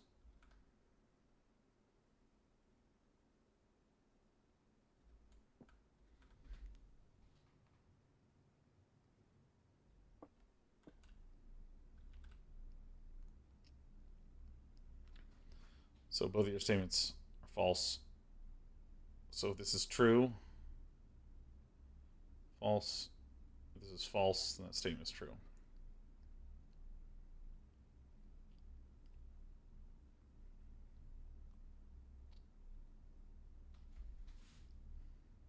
I don't know why this is so hard for me. Like, I want to cry. I know that's like embarrassing to say, but like, this puzzle has defeated me. Right after this drafting studio puzzle defeated me.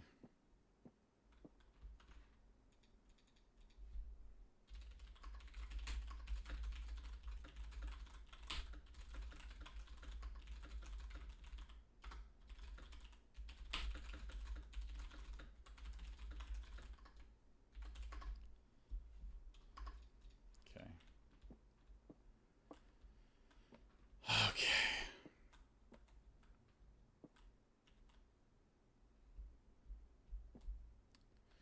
So one of the other boxes contains gems.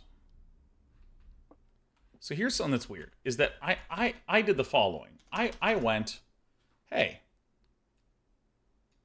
if the white box is false, we're done. I actually want to explore down this. White box is false. What if the white box is false? If this is false, instantly blue. If white is false, immediately blue has to be true. Right? Because if this is false, the statement, one of the other statements is false, that instantly that's true. So we just know that. So what happens here? If you replace the word one with both, they'll both be false. So if this is true, then this, both the others are false, is a false statement. Both the other statements are false, is a false statement. So you actually don't get a contradiction there.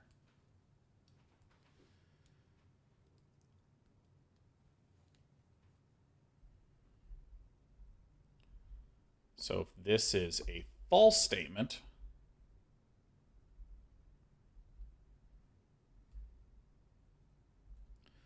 so if this is false, true, yeah, then you have no logical inconsistency. Great. And we can say that they're both in there. So this is fine. So this is good. If white is false, not only do we believe that they are in here, but we have no error. It's the thing where it's, what if white is true? Then what happens is we should go down a path until we hit a bunch of contradictions. But we don't. So one of the other boxes contains gems. What if this is a true statement? Then hey, what if this, let's consider if this is a true statement, then this would be false.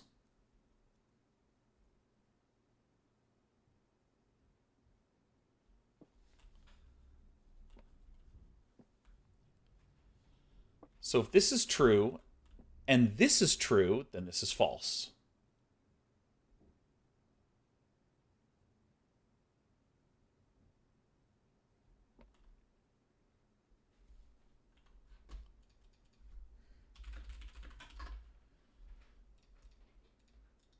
So if this is true, one of the other boxes contains gems.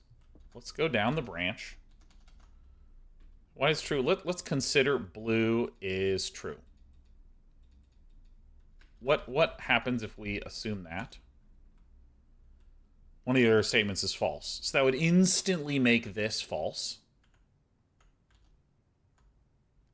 So this means that black is false. And what can we conclude from that? So this is now not a true statement. If you replace the word one, your two statements with both, they won't both be false. Is that statement true?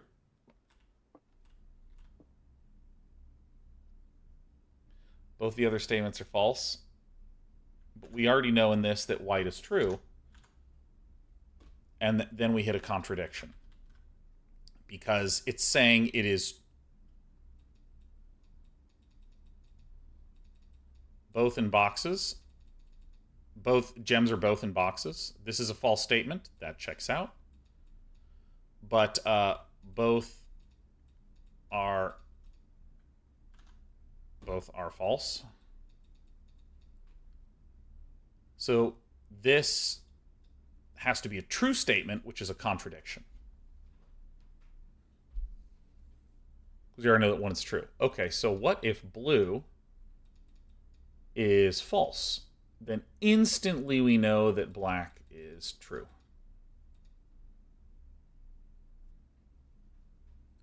White is true, black is true.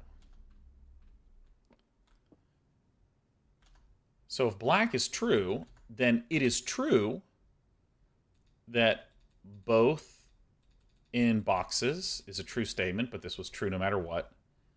But this is false. One of the other statements is false. That's incorrect. They're both true, right? So what if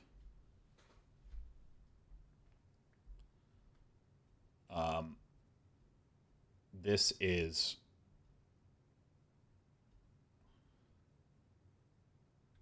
what was I considering? God, I'm getting so tired. This is a true statement. So it is true. It is true that if you replace the word one, the other two statements, they'll both be false. Both of the other boxes contains gems. That's false. Both of your statements are false. Is false.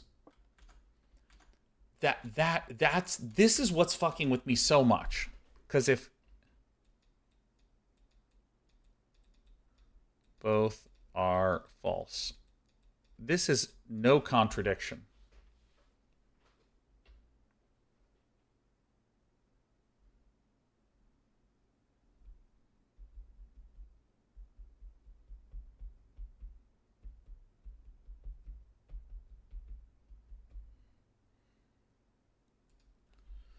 So that's the branch that I just keep running into. So if white is a true statement, one of the other boxes contain gems.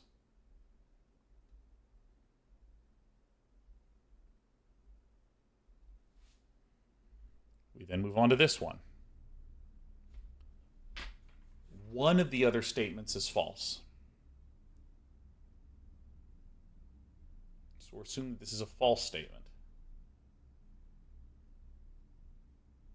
Nope, both of them are true.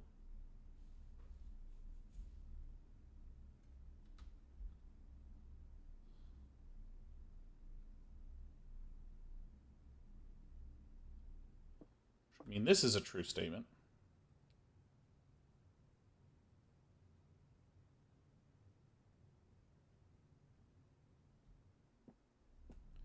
Both of the other statements is false.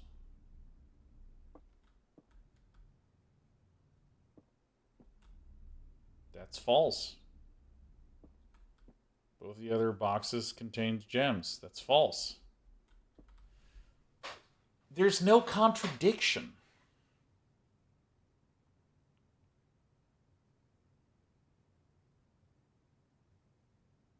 I'm so upset. I'm so upset. Yeah, sorry, Raiders. We're in sub-only mode because there's too many people that keep trying to backseat and cheat. What am I getting wrong?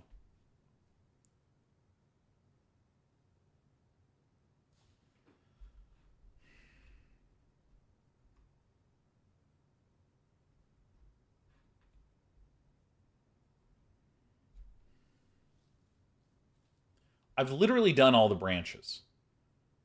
I don't see what branch I'm not doing. I'm saying if white is false, then everything works and we're good. But what if white is a true statement? This is a true statement. One of the other boxes contains gems.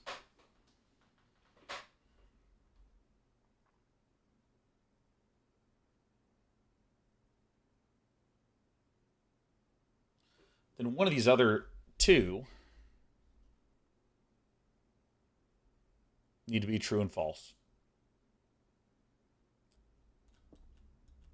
So we consider the branch that says, what if this is a true statement? One of the other statements is false.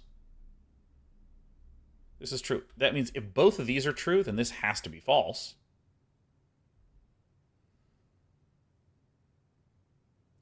If you replace the word one in the other two statements with both, they will both be false. So over here, both of the other statements are false. Both of the other boxes contains gems.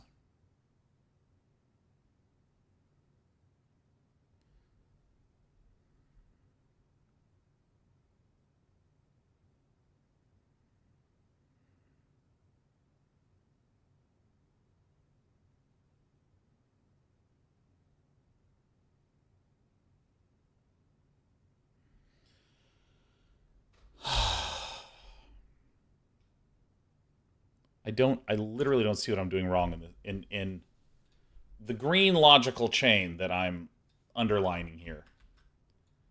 If white is true, one of your boxes contains gems. We don't know. Okay, now let's consider that blue is true, and blue says one of the other statements is false. Let me actually just read this. One of the other statements is false. So if that's true, then this has to be false. So it's false that if you replace the word one with both be false. That's just false.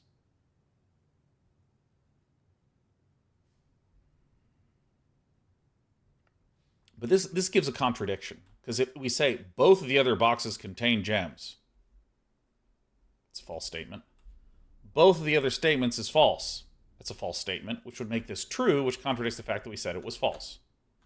Right? So that's why when we go down that path, we get a false result, or a contradiction result. So if we say this is true and this is false, then immediately black has to be true, because we need at least one false and one... Oh, I don't know why I... Oh yeah, I know why. I know why I concluded that, because if this is true, and then this is false,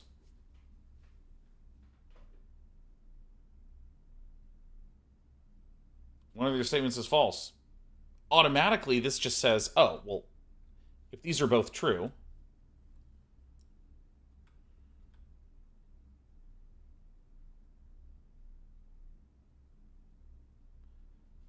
then this would be a true statement. So this has to be, if this is, wait, one of the other statements is false. Oh, that's the contradiction. So this says one of your statements is false. So if this is true, then this has to be false. What if this is false? One of your statements is false. It means both of them are true.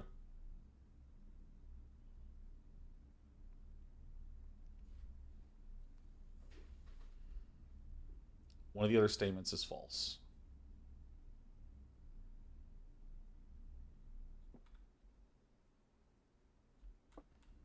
I think I'm skipping something here. But I'm so tired. I've been not sleeping more than 5 hours for like a week now.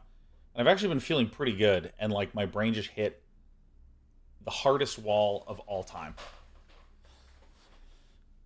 One of the other statements is false. What if this is a false statement?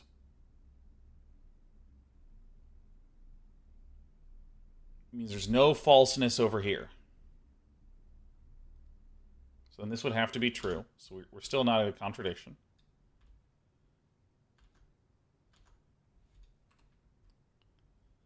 So now this is a true statement. If you replace the word one with both, they'll both be false.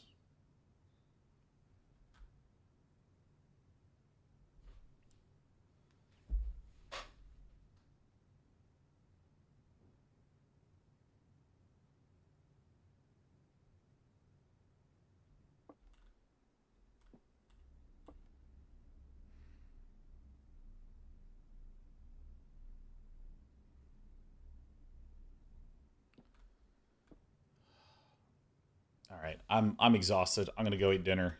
I think they're in this box, but I don't know why.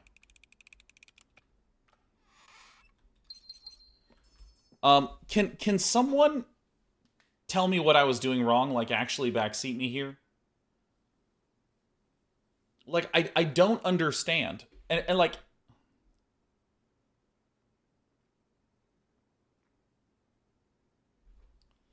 So cane and flax, fine. Okay. So if the black box is true,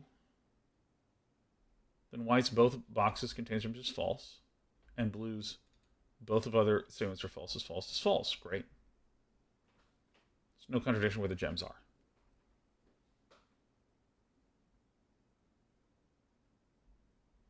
Black box is false. When you replace the word one with the other box with both, then one or both of them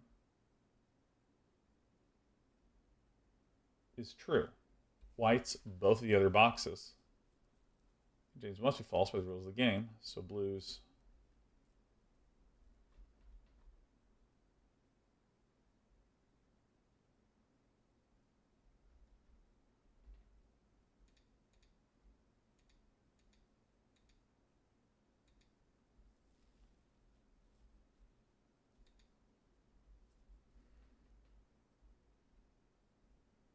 And Velasco says, assuming this is okay, how I solved it, white box is the only one that references the location of the gem, so it has to be false and contain it. You can ignore everything else. That is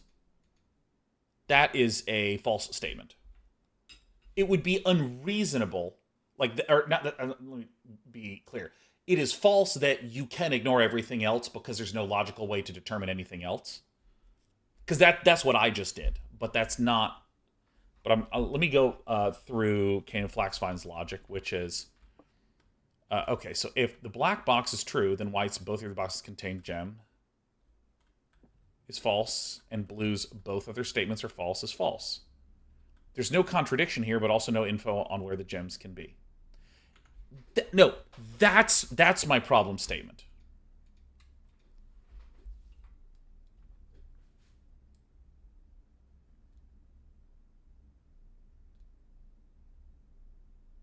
Where's the rest?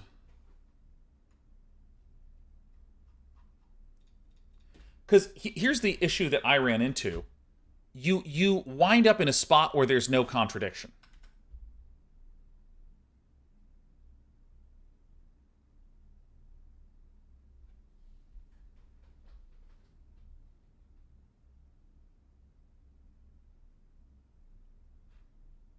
So let me go down your first branch. You said,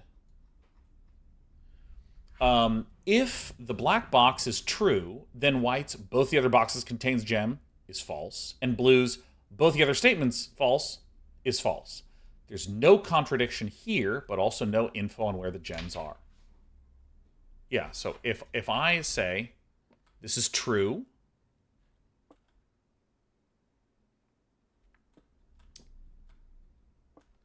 wait, if this is true and this is true, then this has to be false. That's consistent. Yeah, no, the problem is that there's a branch to go down where there's no information. So Cannon says, if the black box is false, you can rewrite a statement to, if you replace the word one in the other two boxes with the word both, then one or both of them are true. Right? White's both of the other boxes contains gem must be false by the rules of the game. So blue's both the other statements are false. Must be the true one.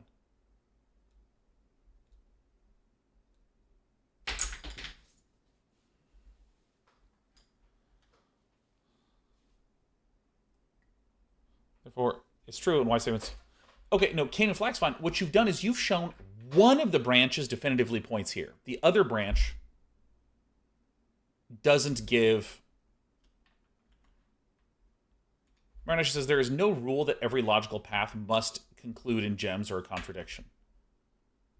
This is not a rule of the game. Well, like, let me actually simplify this. If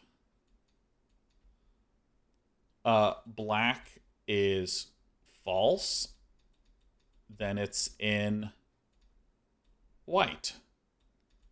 If black is true, then we don't actually have any information.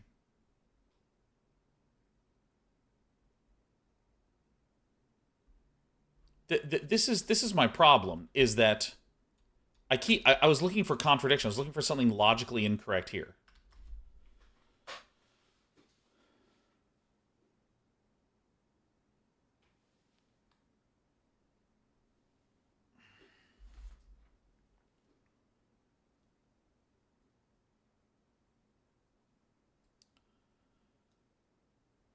So I think that I actually think that maybe my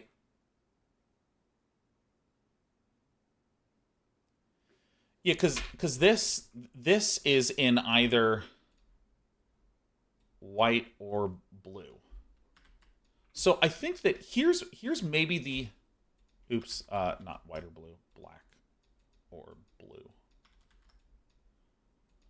So here's I think the problem that I was having, which is I'm assuming that you get contradictions or you get a definitive location. And it actually seems like that assumption is incorrect.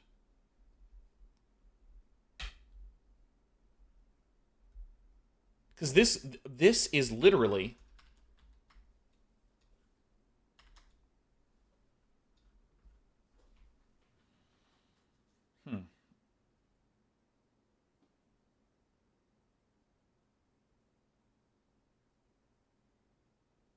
I am very dissatisfied with that puzzle.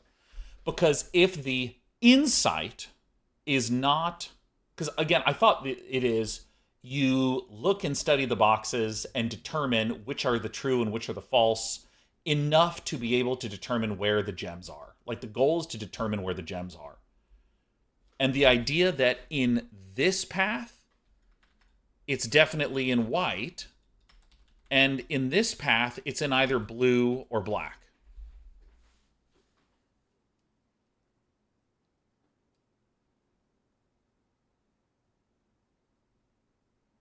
That's what it almost says. A rule is there are gems in one box. So if your valuation doesn't get there, it's a contradiction. So that's what I'm talking about, is the assumption, which is if there are no contradictions and the conclusion is it could either be in box A or box B, then therefore, since there's no contradiction and my logic is sound and I'm not getting a definitive answer, the lack of a definitive answer with no contradictions is violating a rule. And I mean, here's the thing. The instant I walked in, I said, oh, one of the other boxes contains gems. And this is the only box that gives any information about the gems. So it being false is the only way to get a definitive answer about gems.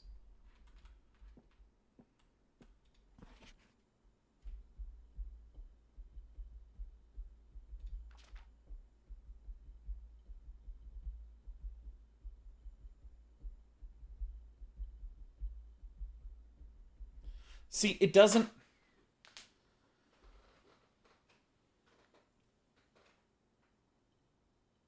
it fucking pisses me off, man. Listen, I'm a grumpy, whiny baby. I'm calling it. We had so much more to go, but I'm exhausted and I'm very hungry. And it's 8:05 and I go to bed at like 8:45, so like my day is really fucking done.